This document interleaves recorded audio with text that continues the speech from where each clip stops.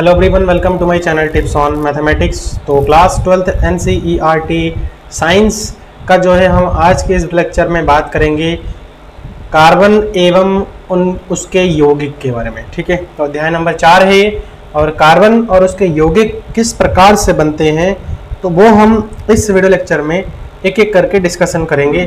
तो सबसे पहले तो देखो, इस चैप्टर में आपका एक बहुत इंपॉर्टेंट चीज़ आता है जो कि कार्बन में सहसंयोजी आबंध का, कार्बन में सहसंयोजी आबंध का। तो देखो, कार्बन में सहसंयोजी आबंध किस प्रकार से होता है उस पर हम बात करते हैं। तो देखो, सहसंयोजी आबंध क्या होता है ना, वो भी मैं आप लोगों को बताऊंगा। तो उससे पहले हम ये कार्बन वाला केस देख लेते हैं कि क्या कह रहा है। सहसंयोजी आबंध का मतलब क्या है कि एक इलेक्ट्रॉन देने, एक इलेक्ट्रॉन लेने, या फिर दो इलेक्ट्रॉन देने या फिर दो इलेक्ट्रॉन लेने। मतलब इलेक्ट्रॉनों का दो परमाणु के बीच में आदान प्रदान द्वारा जो बंध बनता है उसको हम सहसंयोजी बंध बोलते हैं। सबसे पहली चीज मान लीजिए एक परमाणु ये है, एक परमाणु ये है। अब ये परमाणु इसको इलेक्ट्रॉन दिया है और ये परमाणु इसको इलेक्ट्रॉन दिया है। देने से जो है इस परमाणु और इस परमाणु के बीच में एक प्रकार का आबंध बन गया है, और इस आबंध को हम क्या बोलते हैं? सहसंयोजी आबंध। अब सहसंयोजी आबंध के प्रकार भी होते हैं, हम एक एक करके हर एक चीज को बात करेंगे, हर एक चीज पर डिस्कशन करेंगे। तो देखो, इलेक्ट्रॉनों के आदान प्रदान द्वारा, मतलब इलेक्ट्रॉन दिया है, इलेक्ट्रॉन लिया है, तो इलेक्ट्रॉन देने और लेने से जो आबंध बनता है उसको हम क्या बोलते हैं? सहसंयोजी आबंध बोलते हैं। क्लियर है? अब आगे बढ़े। देखो, कार्बन में सहसंयोजी आबंध अब किस प्रकार से होता है। तो कार्बन में सहसंयोजी आबंध के लिए सबसे पहले तो हमें कार्बन को समझना पड़ेगा। कार्बन की जो परमाणु संख्या है वो हमारे पास सबसे पहले तो 6 है। अब कार्बन की परमाणु संख्या अगर 6 है तो कार्बन की इलेक्ट्रॉनिक विन्यास क्या होती है? कार्बन की इलेक्ट्रॉनिक विन्यास क्या होती है? 2। दूसरी कक्षा में, पहली कक्षा में 2 रहेगा, दूसरी कक्षा में मैक्सिमम 8 रह सकता है, लेकिन बचे कितने? 4। इसका मतलब दूसरी कक्षा में सिर्फ और सिर्फ 4 इलेक्ट्रॉन बचे। अब यही जो अंतिम कक्षा वाला, अंतिम कोश वाला इलेक्ट्रॉन होता है, यही इलेक्ट्रॉन उत्तरदायी होता है किसी दूसरे परमाणु को इलेक्ट्रॉन देना या फिर किसी दूसरे परमाणु से इस कोश में इलेक्ट्रॉन को ग्रहण करना। ये अंतिम कोश जो है बहुत बड़ा रोल निभाता है आपके इलेक्ट्रॉनिक विन्यास में। समझ में आया? इलेक्ट्रॉनिक विन्यास में। तो देखो, यहां पर ये आबंध निर्माण में भी ये अंतिम कोश जो है बहुत इंपॉर्टेंट रोल इसका होता है। देखो क्या क्या, कार्बन की जो परमाणु संख्या है वो कितनी है बच्चों? 6 है ना। कार्बन की परमाणु संख्या अगर 6 है तो देखो, कार्बन के बाहरी कोश में 4 इलेक्ट्रॉन होते हैं। ठीक है, सॉरी, यहां पर 4 हो जाएगा ना, हम 6 कह रहे हैं, यहां हो जाएगा 4। तो कार्बन के बाहरी कोश में कितने इलेक्ट्रॉन होते हैं? 4 इलेक्ट्रॉन होते हैं, क्योंकि टोटल 6 होते हैं, तो 4 और 2 कितना हो गया? 6। कार्बन को उत्कृष्ट गैस विन्यास प्राप्त करने के लिए, देखो उत्कृष्ट गैस का मतलब होता है, समझो यहाँ पे, उत्कृष्ट गैस 18वें वर्ग का एक तत्व होता है। जब मैंने आप लोगों को बताया था पीरियोडिक टेबल के बारे में, आगे आएगा तो और भी आप लोगों को रिवीव कर दूंगा। 18वें वर्ग के जो तत्व होते हैं वो शून्य वर्ग वाले तत्व बोलते हैं, या फिर उत्कृष्ट गैस बोलते हैं। उत्कृष्ट गैस में क्या होता है कि उसके जो अंतिम कोश के जो इलेक्ट्रॉन होते हैं वो अंतिम कोश जो है पूरा पूरा भरा हुआ रहता है। मतलब क्या है कि जैसे मान लो कि 2 कोश है, कोई तत्व है उसका 2 कोश है, तो पहले कोश में 2 इलेक्ट्रॉन आएंगे, दूसरे कोश में 8 इलेक्ट्रॉन पूरा पूरा भरा हुआ रहेगा। जबकि ऐसा हर एक तत्व में नहीं होता है, तत्व कह रहा हूं, हर एक परमाणु में नहीं होता है। ठीक है, तो उत्कृष्ट गैस में जितने भी जो है आपके परमाणु है ना, जितने भी आपके तत्व है, तो उसमें क्या है, तत्व है, उसमें क्या है कि आपके अंतिम कोश जो है पूरी तरह से भरा हुआ रहता है। तो इसीलिए हम जो है कभी भी अगर बात करते हैं तो हम कहते हैं उत्कृष्ट गैसों का विन्यास। क्या? उत्कृष्ट गैसों का विन्यास बोले तो उत्कृष्ट गैसों का इलेक्ट्रॉनिक विन्यास। समझ में आया? तो उत्कृष्ट गैसों का, इसको उत्कृष्ट गैसों का विन्यास प्राप्त करने के लिए कितना इलेक्ट्रॉन चाहिए बच्चों? इसको उत्कृष्ट गैसों का इलेक्ट्रॉनिक विन्यास प्राप्त करने के लिए इसको 4 इलेक्ट्रॉन और भी चाहिए। समझ में आ गया? 4 इलेक्ट्रॉन और भी चाहिए। क्यों? क्योंकि 4 है और इसको 8 पूरा करने के लिए 4 इलेक्ट्रॉन की और भी आवश्यकता है। चलिए आगे बात करते हैं। आगे क्या कहा है? कार्बन को उत्कृष्ट गैस का विन्यास प्राप्त करने के लिए 4 इलेक्ट्रॉन प्राप्त करने अथवा खोने की जरूरत होती है। खोने की जरूरत मतलब 4 इलेक्ट्रॉन अगर निकल गए तो पहला एक ही कोश बचेगा जो कि 2 से पूरा पूरा भरा हुआ है ना। पहले कोश में 2 ही होता है, 2 से भरा रहेगा। यदि कार्बन 4 इलेक्ट्रॉन प्राप्त कर ले देखो अगर कार्बन 4 इलेक्ट्रॉन प्राप्त कर ले तो कार्बन 4 नेगेटिव ऋणायन बनाएगा, क्योंकि इलेक्ट्रॉन लेने पर क्या होता है, ऋणायन ही तो बनाता है। अगर जैसे सोडियम है, अभी बताया था मैंने कि सोडियम क्लोराइड कैसे बनता है, सोडियम से एक इलेक्ट्रॉन क्या कर लेता है, क्लोरीन ग्रहण कर लेता है और क्लोरीन पर एक नेगेटिव चार्ज आ जाता है, तो जो इलेक्ट्रॉन ग्रहण करता है उस पर नेगेटिव चार्ज आ जाता है।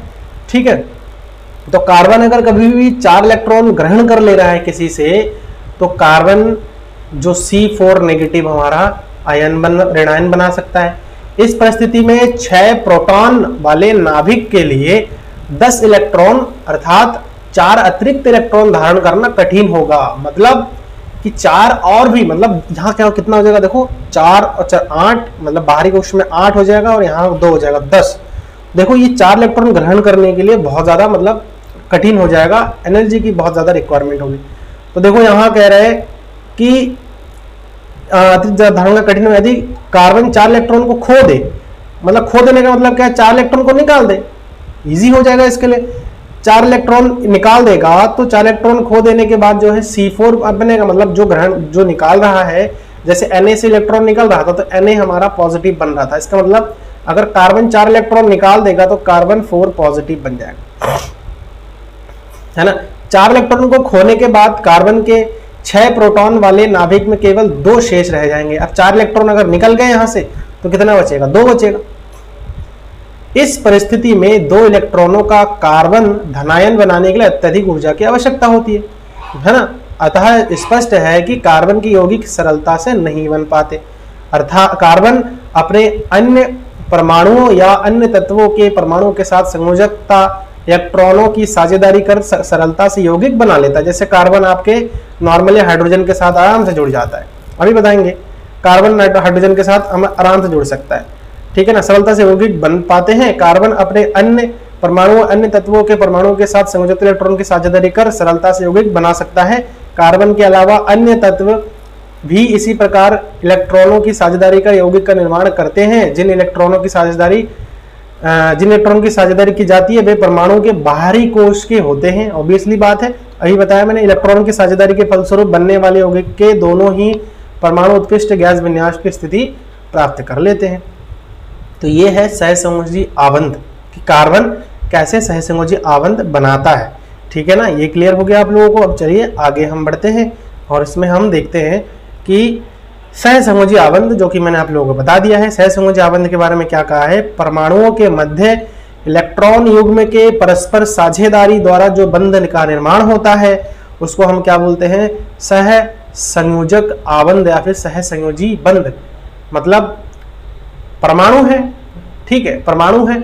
अब H परमाणु एक ये हो गया, ये एक हाइड्रोजन परमाणु हो गया। अब H परमाणुओं के मध्य देखो H में एक ही इलेक्ट्रॉन होता है ना, इसमें भी एक इलेक्ट्रॉन होगा। तो हाइड्रोजन ये क्या कर देगा, इसको एक इलेक्ट्रॉन दे देगा, ये हाइड्रोजन इसको दे देगा। तो देने के बाद जो है आपका क्या बन जाएगा, इस हाइड्रोजन के पास 2 इलेक्ट्रॉन आ जाएगा और इस हाइड्रोजन के पास भी 2 इलेक्ट्रॉन आ जाएगा, है ना। और इसको दिखाने का तरीका ये है हमारे पास। चलो अभी बताते हैं, आगे पढ़ते हैं। देखो क्या क्या है, समझ में आ गया ये सहसंयोजी आबंध क्या होता है ना। परस्पर इलेक्ट्रॉन युग्म के परस्पर आदान प्रदान या फिर साझेदारी के द्वारा जो बंध बनता है। अब देखो सहसंयोजी आबंध के प्रकार। अब सहसंयोजी आबंध होता तो है लेकिन ये कितने प्रकार के होते हैं। सहसंयोजी आबंध के 3 प्रकार होते हैं। अब सहसंयोजी आबंध के 3 प्रकार कौन कौन से होते हैं। सबसे पहले तो एकल आबंध। अब देखो हमने क्या कहा, अभी हमने ये कहा था कि अगर कोई परमाणु है वो आपस में इलेक्ट्रॉनों की साझेदारी कर रहा है, क्लियर है, कोई परमाणु है अगर आपस में इलेक्ट्रॉन की साझेदारी कर रहा है तो इलेक्ट्रॉन युग्म की साझेदारी करने से जो बंध बनता है उसको हम क्या बोलते हैं, सहसंयोजी बंध। अब इलेक्ट्रॉन की साझेदारी एक इलेक्ट्रॉन की साझेदारी भी कर सकता है, 2 इलेक्ट्रॉनों की साझेदारी भी कर सकता है, ऐसे 3 इलेक्ट्रॉनों की आपस में साझेदारी कर सकता है। मतलब कोई एक परमाणु, कोई जरूरी नहीं कि कार्बन ही हो, यहाँ कार्बन से हम प्रदर्शित ना करके अगर मैं कोई परमाणु X है, 2 परमाणु, अब हो सकता है कि X के बीच में एक परमाणु का साझेदारी हो रहा है। अब मान लीजिए कोई परमाणु है Y और Y, तो इनके बीच में मान लीजिए 2 इलेक्ट्रॉनों की साझेदारी हो रही। और कोई Z परमाणु है और मान लीजिए इसके बीच में 3 इलेक्ट्रॉनों की साझेदारी हो रही है। तो जब भी एक इलेक्ट्रॉन की साझेदारी होती है तो उस 2 तत्व के बीच में एकल आबंध निर्माण करता है। जब 2 तत्व होते हैं, 2 इलेक्ट्रॉनों की साझेदारी होती है तो उन 2 परमाणु के बीच में डबल बॉन्ड का निर्माण होता है, द्वि आबंध जिसको बोलते हैं। ऐसे ही अगर 3-3 इलेक्ट्रॉनों की साझेदारी होती है तो उन दो परमाणुओं के बीच में ट्रिपल बॉन्ड बनता है, जिसको हम त्रिआबंध बोलते हैं। तो चलिए देखते हैं क्या कहा है, एक बार डेफिनेशन भी देख लेते हैं। हालांकि मैंने बता दिया, आप लोगों को समझ में आ गया होगा। एकल सहसंयोजक बंध तब बनते हैं जब दो भाग लेने वाले परमाणुओं के बीच इलेक्ट्रॉन का केवल एक जोड़ा साझा किया जाता है। सहसंयोजक बंध के रूप इस रूप का घनत्व कम होता है और यहाँ दोहरे और तिहरे बंध से कमजोर होता है, लेकिन यहाँ सबसे ज्यादा स्थिर माना जाता है। मतलब अगर कोई तत्व है और सेम वही तत्व है और इन दोनों के बीच में एक एक इलेक्ट्रॉनों की साझेदारी हुई है तो उसको हम क्या बोलते हैं, सिंगल बॉन्ड बोलते हैं या फिर एकल आबंध बोलते हैं। इसको हम एक ऐसे डैश से दिखाते हैं।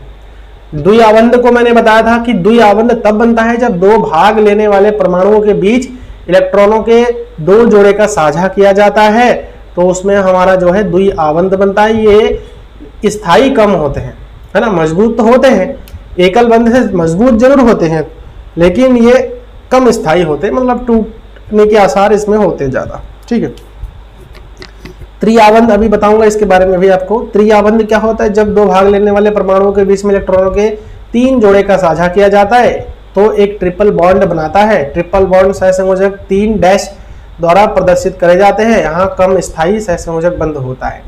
तो देखो यहाँ अब आते हैं हम डायग्राम पे। डायग्राम पर जब मैं बात करूंगा आप लोगों से, तो डायग्राम ऐसा है, आप लोगों को देखिए जो मैंने अभी बताया है इसी के बेस्ड आपका ये डायग्राम है। तो देखो यहाँ क्या हो रहा है, आपका यहाँ एक हाइड्रोजन परमाणु है, ठीक है, हाइड्रोजन परमाणु है और इसके पास आपको पता ही है इसके पास एक इलेक्ट्रॉन रहता है। ऐसे ही एक हाइड्रोजन परमाणु ये है, अब इसके पास भी आपको पता होगा एक इलेक्ट्रॉन रहता है।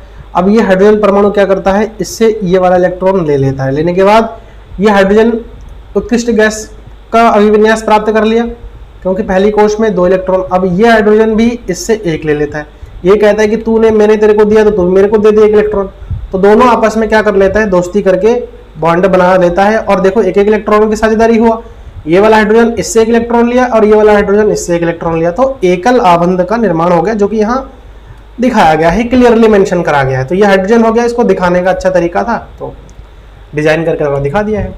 डबल बॉन्ड बनने की क्या प्रक्रिया है, अब देखो, चलो यहाँ यहीं पर कर देता हूं मैं। डबल बॉन्ड कैसे बन रहा है, देखो 2 ऑक्सीजन परमाणु के बीच में ना डबल बॉन्ड का निर्माण हो रहा है। अब जैसे ऑक्सीजन परमाणु है, ऑक्सीजन का जो परमाणु हमारा क्रमांक होता है वो हमारा होता है 8। तो ऑक्सीजन का इलेक्ट्रॉन विन्यास करें तो बाहरी कक्षा में कितने इलेक्ट्रॉन, 6 इलेक्ट्रॉन लेते हैं और 6 इलेक्ट्रॉन यही भाग लेता है। अब 2 देखो 1 2 3 4 5 6। अब एक ऑक्सीजन यहाँ पर भी है, ये भी इसमें वैसे ही सजाएंगे इलेक्ट्रॉन, 1 2 3 4 5 6। तो देखो ये ऑक्सीजन जो है 2 इलेक्ट्रॉन अगर यहाँ से ले लेगा तो इसके अष्टक पूरे हो जाएंगे, 8 इलेक्ट्रॉन पूरे हो जाएंगे। ऐसे ही ये 2 इलेक्ट्रॉन इससे उठा करके ले लेगा तो इसके भी 8 पूरे हो जाएंगे। तो यहाँ देखो ऑक्सीजन इससे 2 इलेक्ट्रॉन लिया और इससे 2 इलेक्ट्रॉन दिया, तो लेने 2 इलेक्ट्रॉन लेने से डबल बॉन्ड हमारा बनता है। ये तो ये यूनिवर्सल ट्रूथ है, बता भी रखा मैंने। तो ये ऑक्सीजन के बीच में हमारा कैसा हो गया, O2 अणु बन गया हमारे पास, ठीक है, O2 अणु बन गया। और ये हमारा क्या था, H2 अणु था, ये हमारा O2 अणु बन गया। अब देखो हम N2 अणु का उदाहरण लेते हैं जो कि 3 इलेक्ट्रॉनों की साझेदारी करता है, ठीक है। तो देखो कैसे बनेगा N2। तो N2 के लिए देखो नाइट्रोजन का 7 होता है, तो बाहरी कक्षा में 5 इलेक्ट्रॉन होता है। तो N2 मतलब N और ये N, तो यहाँ देखो 3 इलेक्ट्रॉन रहेगा, 3। ऐसे ही यहाँ भी देखो 3 इलेक्ट्रॉन रहेगा, ठीक है, और 2 इलेक्ट्रॉन इधर रहेगा। तो ये इस नाइट्रोजन का 5 हो गया बाहरी कक्षा में, और इस नाइट्रोजन का भी बाहरी कक्षा में कितना हो गया, 5 हो गया। अब देखो 5 और इससे 3 ले लेगा तो इसका 8 पूरा हो जाएगा, मतलब हमें अष्टक पूरा करना होता है।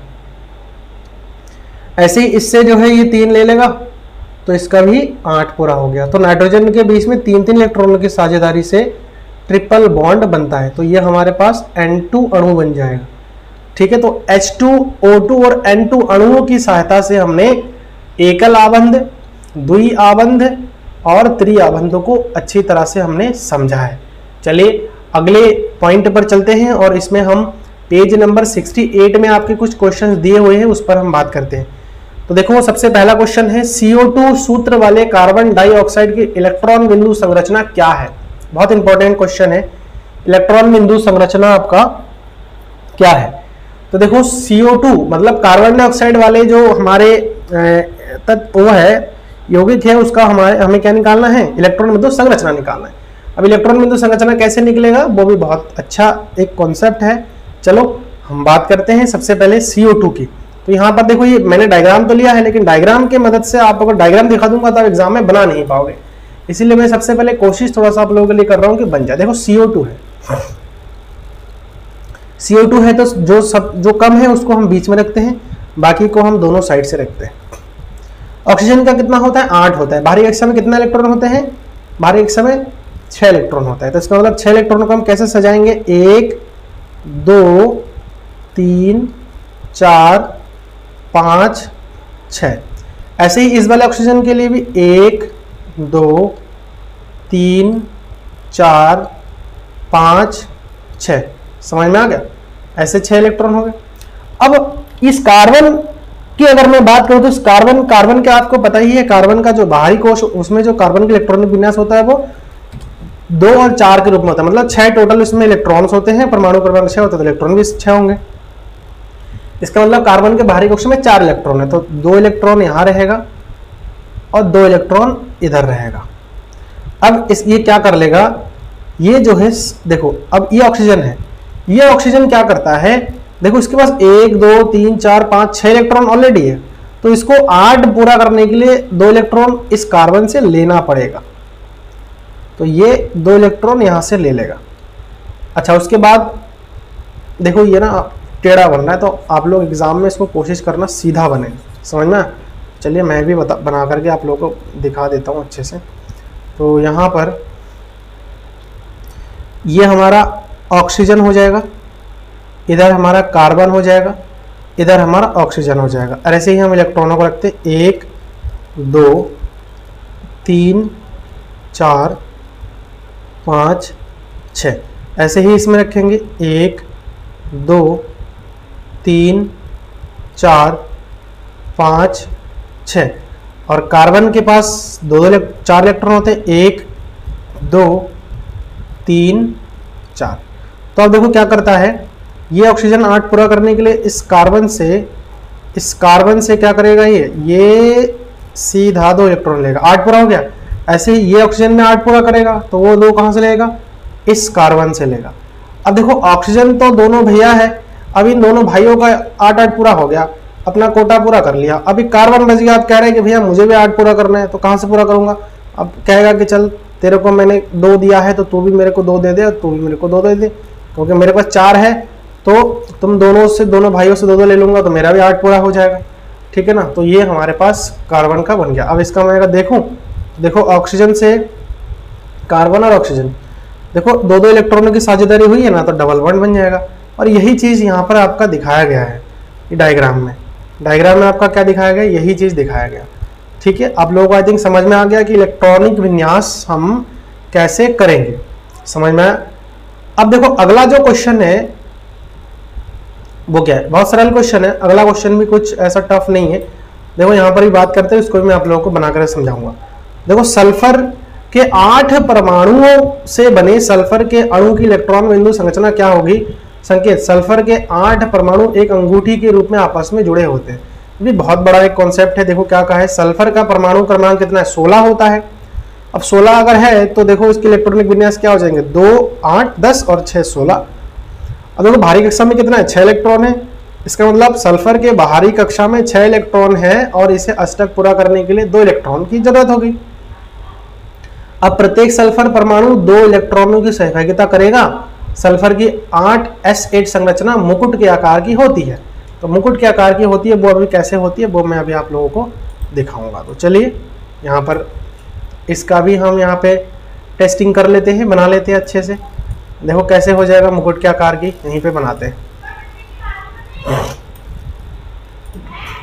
अब देखो सल्फर के 8 बोला है, S8 को हम कैसे करेंगे, ठीक है। बाहरी देखो इलेक्ट्रॉनिक विन्यास क्या हो जाएगा इसका, 2 8 10 और बाहरी कक्षा में 6 16 हो गया।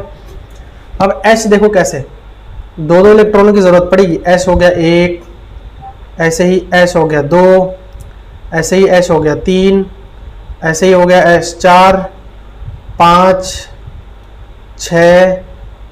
बड़ा गोला बनाना पड़ेगा बाबू को, ये मानेगा नहीं ऐसे।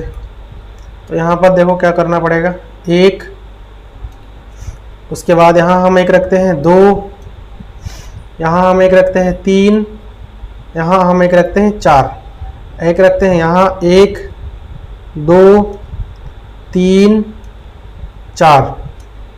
ये हो गया हमारा एसिड। अब S के पास देखो, इसके पास कितना है, 1, 2, ठीक है, और 6 होता है, 3, 4, ऐसे ही 5, 6, ठीक है, ये हो गया। अब यहां पर हम 1, 2, 3, 4, फिर 5, 6, 1, 2, 3, 4, 5, 6, और ऐसे ही इसका भी 1, 2, 3, 4, 5, 6, 1, 2, 3, 4, 5, 6, 1, 2, 3, 4, 5, 6, 1, 2, 3, 4, 5, 6, है ना। इसको हम इधर रखते हैं तो उसके साथ साझेदारी करने में आसानी होगा। अब देखो यहाँ 1, 2, 3, 4, है ना, ये हो गया 1, 2, 3, 4, 5, 6। अब देखो कैसे साझेदारी करेगा। अब ये सल्फर है, ये क्या करेगा, इसके यहाँ से 2 उठा लेगा ये, तो इसके हो गए 8 पूरे, है ना, 6, 7, 8। उसके बाद ये जो सल्फर है देखो, ये क्या करेगा, ये 2 तो रहेगा ही रहेगा, और 2 जो है यहां से उठाएगा ये 1, 2, 3, 4, 5, 6, 7, 8, ठीक है ना। 1, 2 उसको नहीं लिया है, 1, 2, 3, 4, 5, 6, इससे 2 लिया, 7, 8। अब ये सल्फर क्या करेगा, अगले वाले सल्फर से 2 उठाएगा ऐसे। अब ये सल्फर क्या करेगा, इससे अगले वाले से 2 उठाएगा। अरे यार मिस्टेक हो गया यहाँ पे, ठीक है ना, यहाँ ऐसा होगा, देखो ये हो गया इसके 6 और इस वाले से 2 उठाएगा यहाँ से। अब ये सल्फर यहाँ से ये अगले वाले से 2 उठाएगा, ऐसे ही ये वाला सल्फर इसके यहाँ से अगले वाले से ये 2 उठाएगा।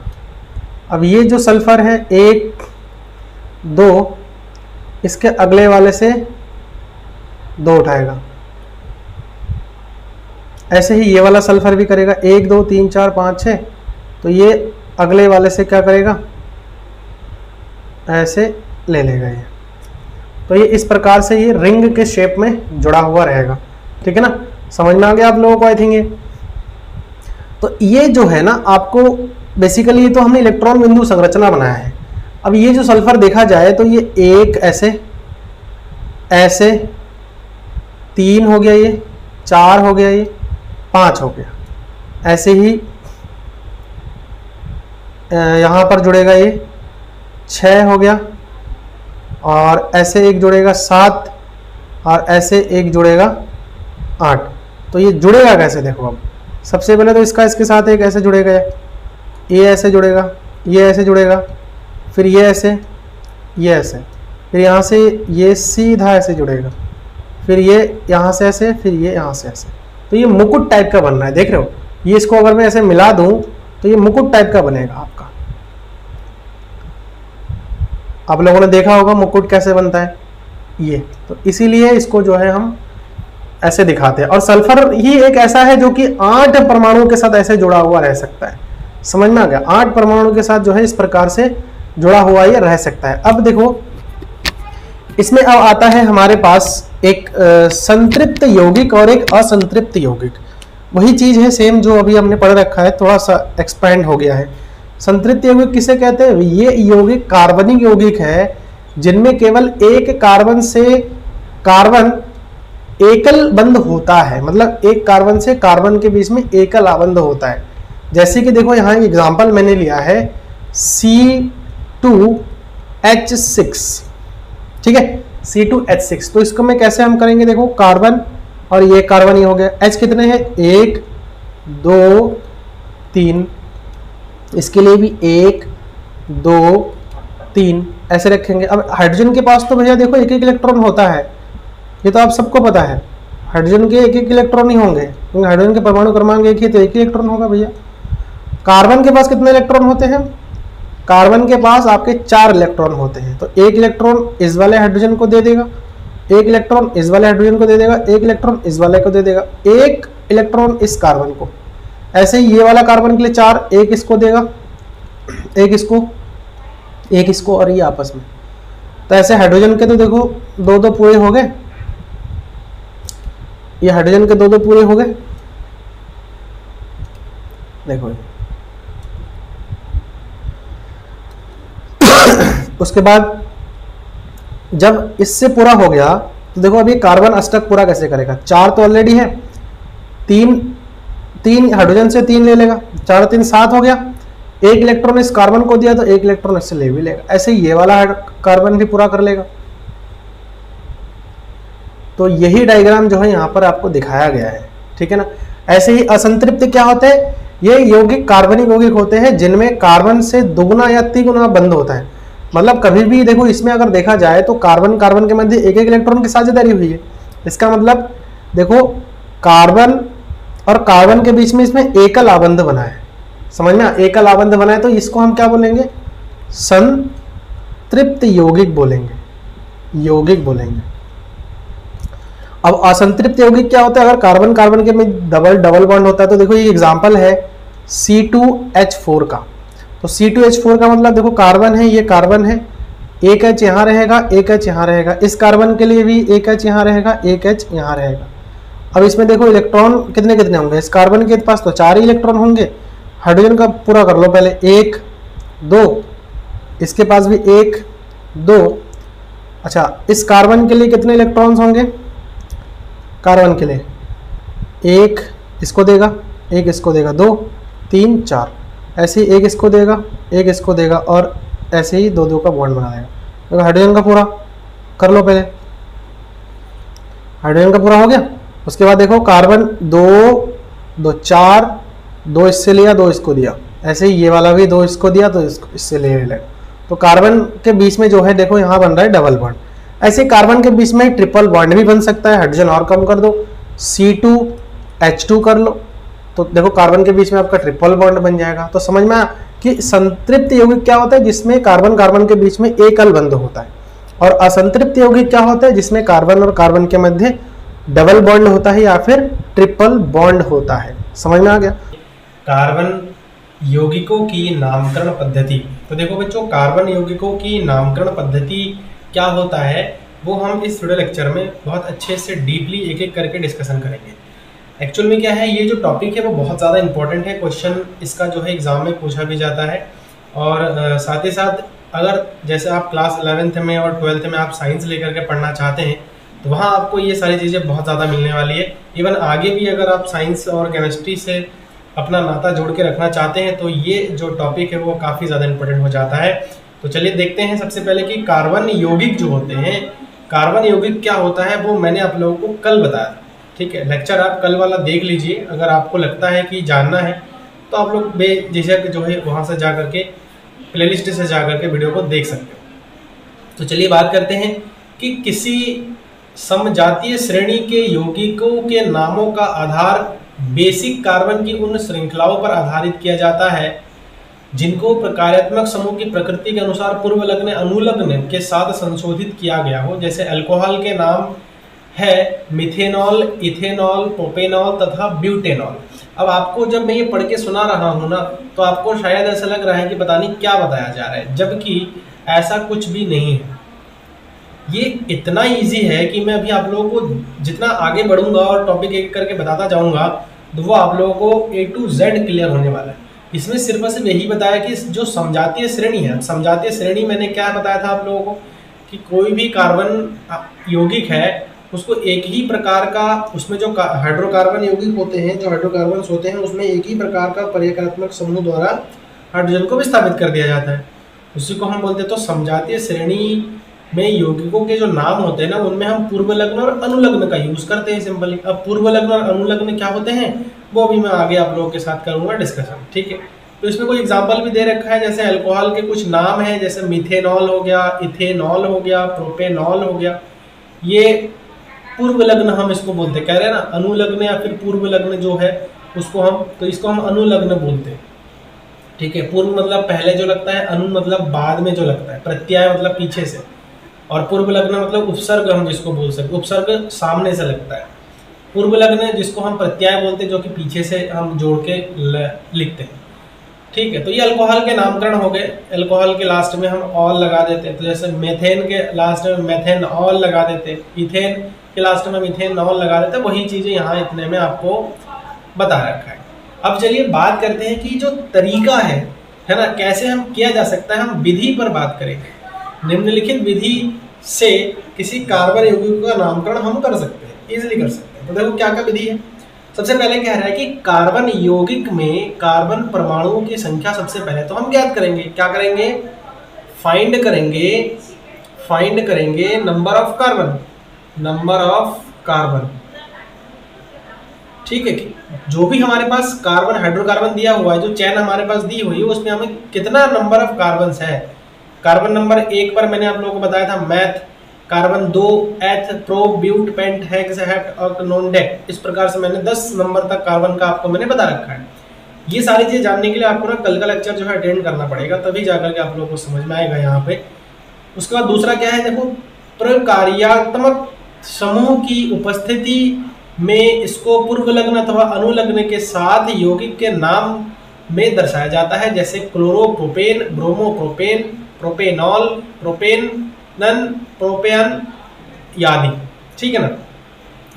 अब देखो यहाँ पर जो चीज बताया गया, कह रहा है कि आपको सबसे पहले कार्बन की संख्या काउंट करना है, फिर आपको देखना है कि उसमें जो प्रकार्यात्मक समूह दिया हुआ है वो हमारा पूर्व लग्न में है या अनुलग्न में। अगर पूर्व लग्न में है तो हम पहले इसको जोड़ेंगे नाम से पहले, और अनुलग्न में है तो बाद में हम जोड़ देंगे। तो पूर्व लग्न में जैसे क्लोरीन वगैरह जो भी होते हैं ना, ये हमारा जो है पूर्व लग्न में जोड़ा जाता है, ठीक, पहले जोड़ा जाता है। इसलिए हम क्लोरोप्रोपेन, प्रोपेन के साथ क्लोरोप्रोपेन है ना, क्लोरीन होगा तो क्लोरोप्रोपेन हो जाएगा, ब्रोमीन होगा तो ब्रोमोप्रोपेन हो जाएगा। उसके बाद यदि प्रकार्यात्मक समूह का नाम पूर्व लग्न के आधार पर दिया जाना हो तो कार्बन श्रृंखला के नाम के अंत का ई हटाकर उसमें समुचित अनुलग्न लगाकर संशोधित करते हैं। जैसे कीटोन समूह की 3 कार्बन वाली श्रृंखला को निम्नलिखित विधि से नाम दिया जा सकता है। जैसे प्रोपेन है, प्रोपेन के लास्ट से हम ई हटा करके प्रोपेन प्लस ओन जोड़ देंगे तो प्रोपेन ओन हो जाएगा।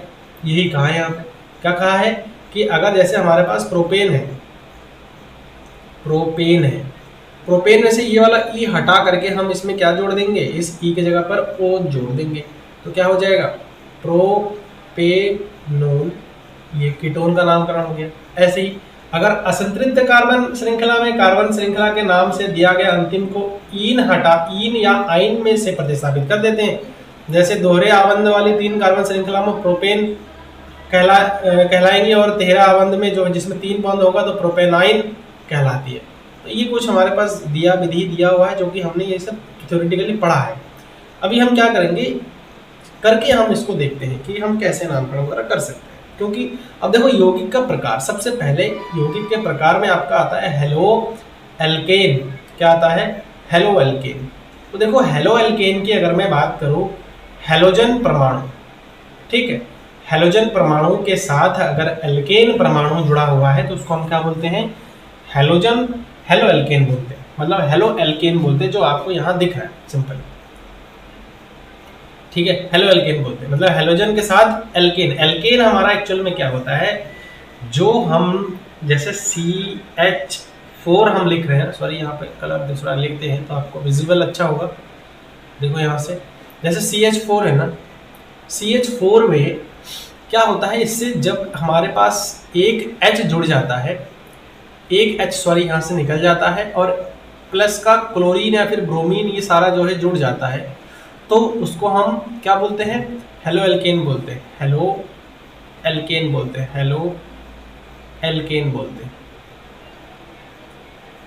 हेलो एल्केन बोलते हैं। हेलो मतलब क्या है, हेलोजन, ठीक है, हेलोजन, हेलोजन तत्व। और हेलोजन तत्व हमारा क्या होता है, क्लोरीन, ब्रोमीन, मोस्टली ये दो हम यूज करते हैं, ठीक है। ये आई थिंक आप लोगों को समझ में आ गया है। हेलो मतलब वो वाला हेलो नहीं, हेलो मतलब हेलोजन, हेलोजन तत्व जो कि 17वें वर्ग का तत्व होता है। ये क्लियर हो गया।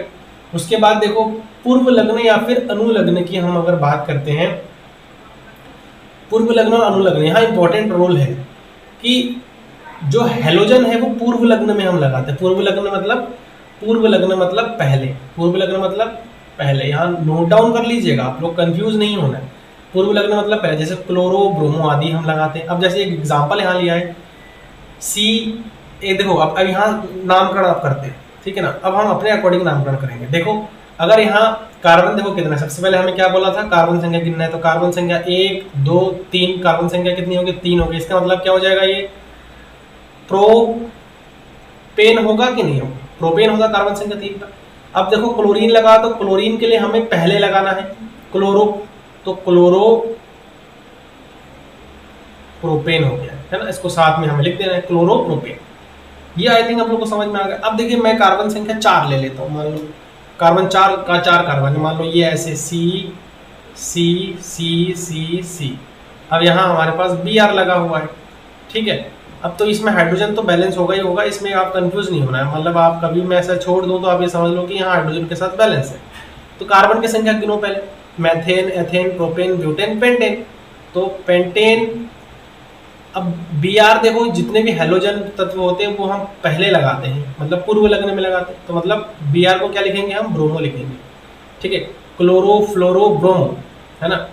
देखो फ्लोरीन होता है, क्लोरीन होता है, ब्रोमीन होता है, आयोडीन होता है, तो इसको हम फ्लोरो बोलते हैं। क्या बोलते हैं, फ्लोरो। इसको हम क्या बोलते हैं, क्लोरो। इसको हम क्या बोलते हैं, ब्रोमो, ठीक है, ब्रोमो, ब्रोमो। और इसको हम क्या बोलते हैं, आइडो,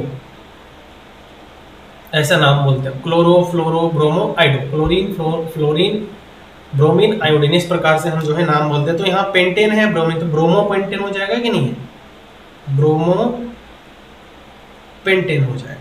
तो ऐसे ही कार्बन संख्या गिनेंगे और उसके आगे अगर उसमें ब्रोमीन फ्लोरीन क्लोरीन इस प्रकार का लगा हुआ है तो हम ब्रोमो फ्लोरो क्लोरो इस प्रकार से हम यूज करेंगे। दूसरा देखो हमारे पास क्या आता है, चलिए इसको थोड़ा मिटा लेते हैं, गंदगी हो गई है, और इसको हम साफ कर लेते हैं पहले। यहाँ से दूसरा जो है हमारा आता है अल्कोहल। अब पूर्व लग्न और अनुलग्न का कॉन्सेप्ट ना आप लोग यहाँ अच्छे से सीख लीजिए, ताकि आने वाले जो समय है ना उसमें आपको किसी भी प्रकार का कोई डाउट ना हो।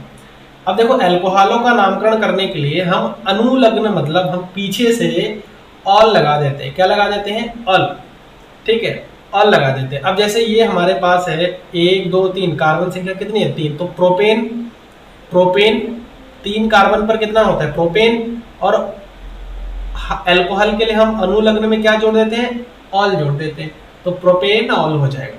क्लियर है, प्रोपेन ऑल हो जाएगा। ऐसे ही मैं अगर एल्डिहाइड की बात करूं तो एल्डिहाइड में हम अनुलग्न लगाते हैं, मतलब ये भी हम पीछे से जोड़ते हैं, ठीक है। और एल्डिहाइड अल्कोहल देखो ये पहचानेंगे कैसे, ये क्रियात्मक समूह है।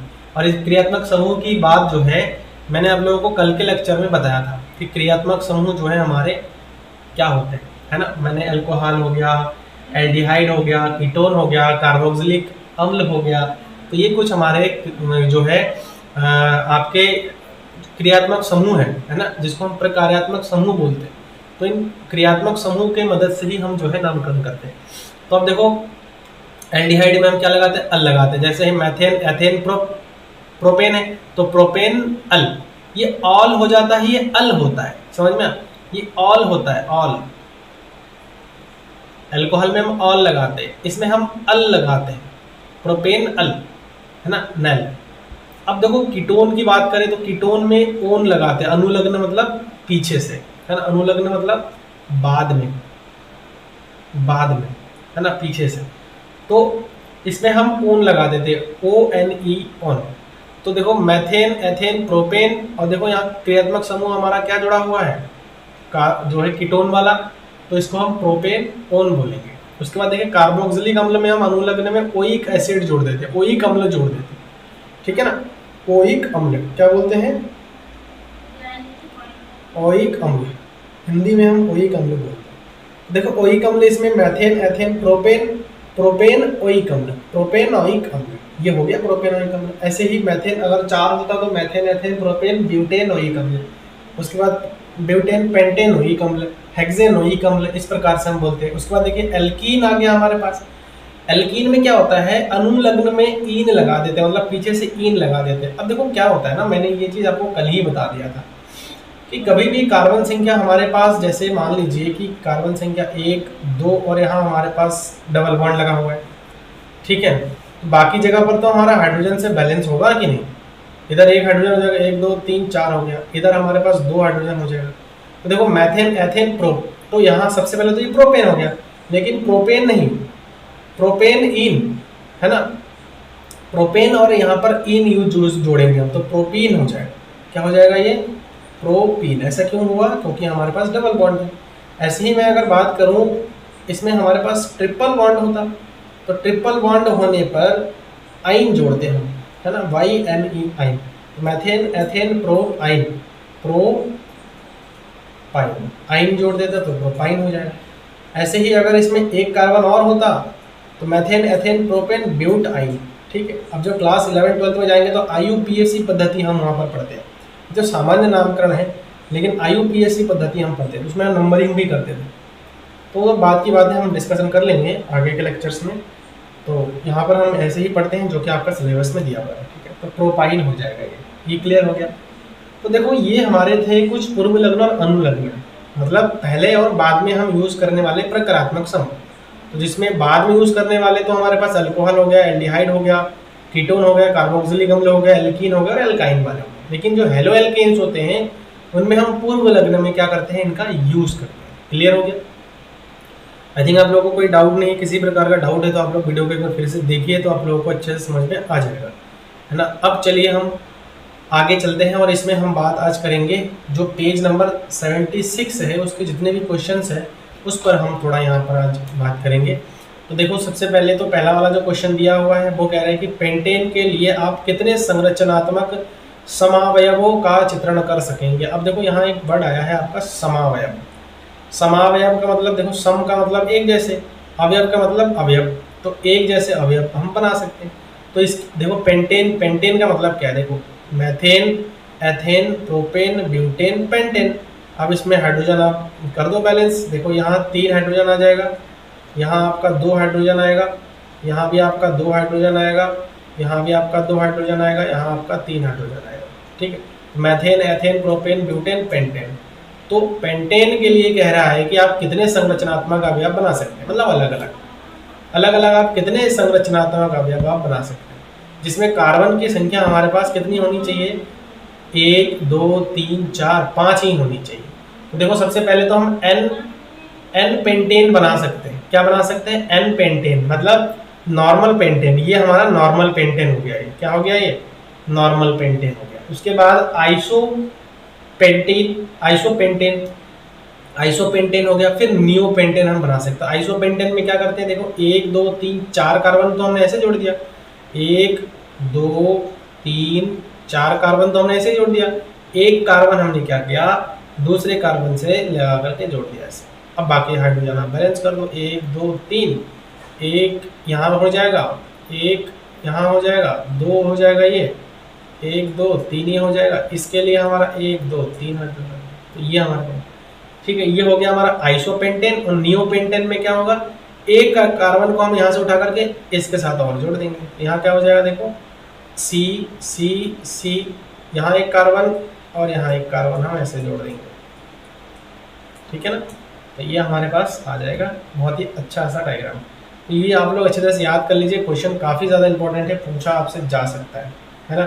तो ये आप लोग कर सकते हैं आराम से, समझ में आ गया होगा। चलिए अगले क्वेश्चन पर चलते हैं। और अगला जो क्वेश्चन हमारे पास है वो है कार्बन के 2 गुणधर्म कौन से, कह रहे हैं कि कार्बन के 2 गुणधर्म आपके कौन से। जिनके कारण हमारे चारों ओर कार्बन युग्मों की विशाल संख्या दिखाई देती है। तो सबसे पहले तो कार्बन में टेट्रा वैलेंसी होती है। टेट्रा वैलेंसी का मतलब कार्बन में 4 वैलेंसी होती है, और इसी वजह से ये जो है बहुत लंबी चैन बना लेती है, ऐसे है ना। और बहुत लंबी चैन बना लेती है, इसलिए कार्बन हमें बहुत ज़्यादा हमारे एनवायरनमेंट में भी दिख जाता है। उसके बाद कैटेनेशन। कैटेनेशन का मतलब ये जो है, ये जो चेन टाइप का बना रहा है ना, इसको हम कैटेनेशन बोलते हैं। तो यही हमारे पास हो गया, टेट्रा वैलेंसी होगी, दूसरी हमारा कैटेनेशन होगी। तो आई थिंक दोनों क्वेश्चन आपको समझ में आ गया। अब चलिए अगले क्वेश्चन पर चलते हैं। तो साइक्लोपेंटेन का सूत्र तथा इलेक्ट्रॉनिक विन्यास बिंदु संरचना आपको बनाना है। इलेक्ट्रॉनिक बिंदु संरचना करना आपको मैंने सिखाया था, कैसे हम इलेक्ट्रॉन बिंदु संरचना करते हैं, ठीक है। तो इलेक्ट्रॉन बिंदु संरचना आपको आता होगा। तो चलिए सबसे पहले देखो साइक्लोपेंटेन क्या होता है। साइक्लो का मतलब क्या है, कुछ आपका साइकिल टाइप का, और पेंटेन का मतलब जिसमें methane, ethane, propane, butane, pentane, मतलब 5 हमारे पास कार्बन हो जाए। तो देखो साइक्लोपेंटेन बनाने का एक तरीका मैं आप लोगों को बता रहा हूँ। सबसे पहले तो एक कार्बन आप यहाँ रखो, एक कार्बन आप यहाँ रखो, ठीक है। ये हो 2 कार्बन, एक कार्बन आपको यहाँ रखना है, 3 कार्बन, वैसे ही 4 कार्बन, और ये हो गया 5 कार्बन। इस कार्बन को इसके साथ जोड़ो, इस कार्बन को इसके साथ जोड़ो, ये ऐसे, ये ऐसे, और ये हमारे पास ऐसे। तो ये हमारे पास जो है साइक्लोपेंटेन बन जाएगा। बाकी सब जगह हाइड्रोजन से बैलेंस हो जाएगा। जैसे ये एक हाइड्रोजन यहाँ बचा और एक हाइड्रोजन इसका यहाँ लग जाएगा, 2 हाइड्रोजन हो गए, 1 2 3 4, मतलब 1 2 हाइड्रोजन, ऐसे ही 1 2 हाइड्रोजन, ऐसे ही 1 2 हाइड्रोजन, ऐसे ही 1 2 हाइड्रोजन, ठीक है ना। तो ये हमारे साइक्लोपेंटेन, या तो हम इसको ऐसे ही बना सकते हैं, देखो ये साइक्लोपेंटेन। ऐसा भी आप बना के आओगे तो आपको कोई नहीं कटेगा, मतलब ये कॉर्नर कॉर्नर में जहाँ दिख रहा है यहाँ आपका क्या है, कार्बन है, समझ में। ये साइक्लोपेंटेन हो गया। क्या हो गया, साइक्लोपेंटेन,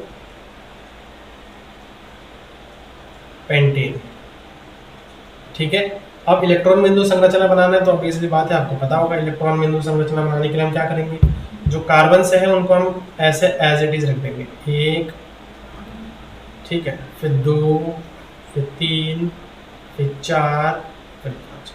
अब हर कार्बन की आपको 4 वैलेंसी दिखाई देगी। तो 4 वैलेंसी क्या करेंगे, एक एक के साथ अपना बॉन्ड बना लेगा। तो देखो सबसे पहले 2 हाइड्रोजन यहाँ रहता है, इसके भी 2 हाइड्रोजन है, ठीक है, इसके भी 2 हाइड्रोजन, ऐसे ही इस वाले कार्बन के लिए भी 2 हाइड्रोजन, ऐसे इस वाले कार्बन के लिए भी 2 हाइड्रोजन, 1 2, ऐसे इस वाले कार्बन के लिए भी 2 हाइड्रोजन, 1 2, ये हो गया।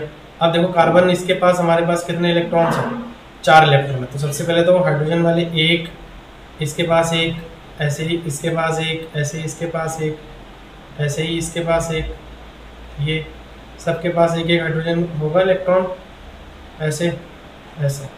फिर कार्बन वाले लिख लो, देखो एक तो हमारे पास इसके पास जाएगा, एक इसके पास जाएगा, एक इसका इसके पास जाएगा, एक इसके पास जाएगा, ऐसे ही इसके पास 1, ऐसे इसके पास 1, ऐसे ही इसके पास 1, इसके पास 1, ऐसे ही इसके पास 1 इसके पास। तो सारे के सारे जो हाइड्रोजन्स हो गए वो हमारे पहले बैलेंस कर लो, तो बैलेंस कर ले।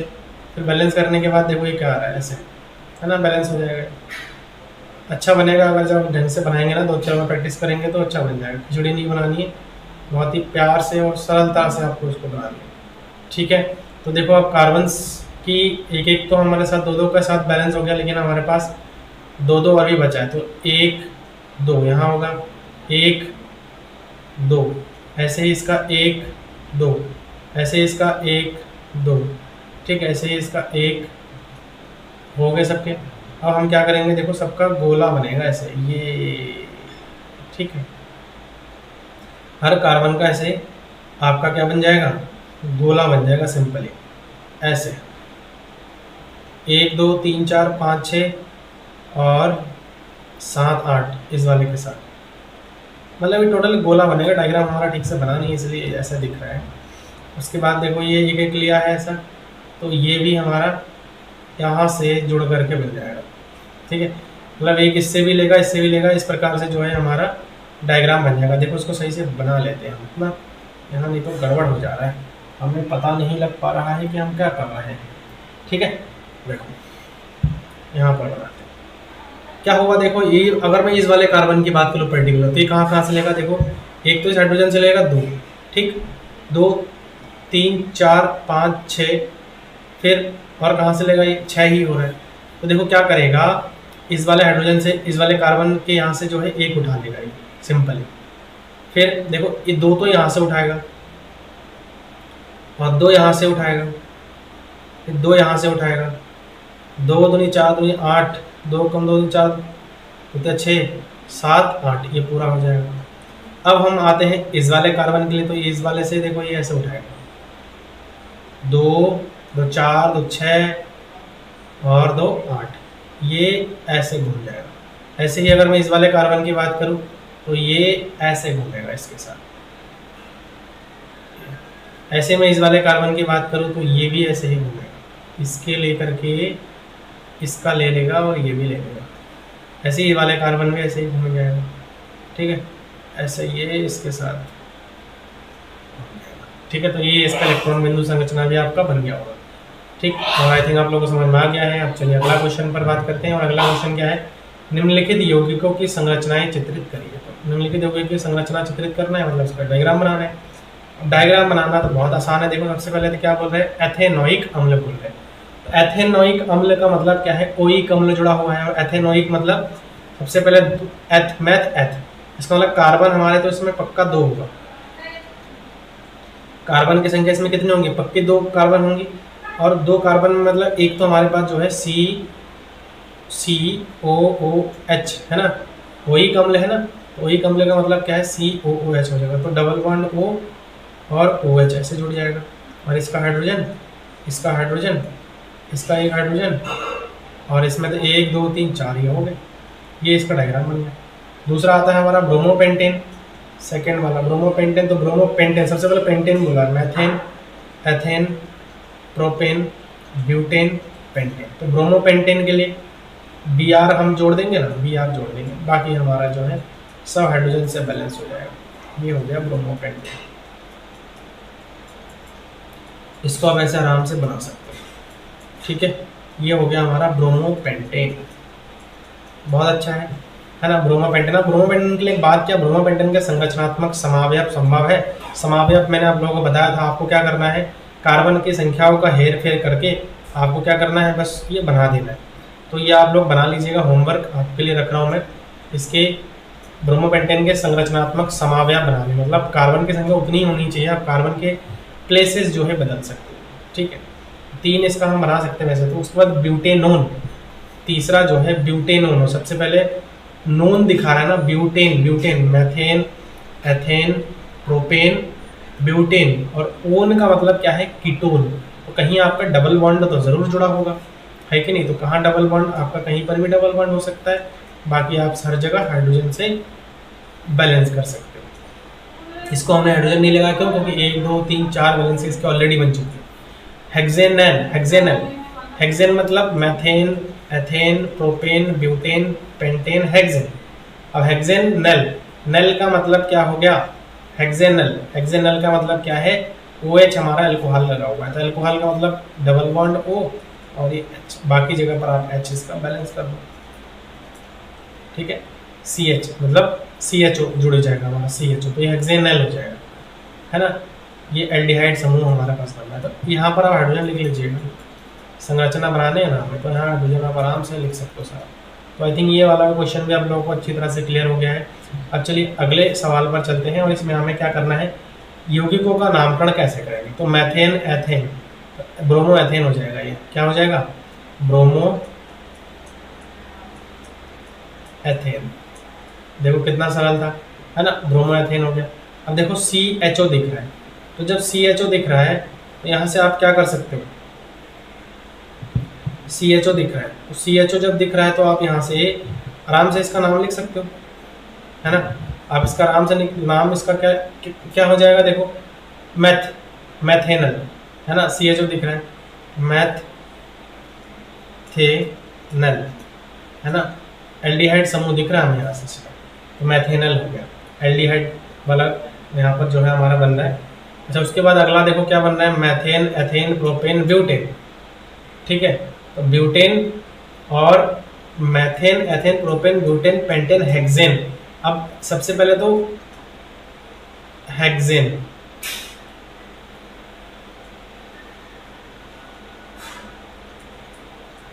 हेक्सेन आइन, हेक्सेन आइन, क्योंकि डबल ट्रिपल बॉन्ड है तो हेक्सेन आइन हो जाएगा ये, है ना।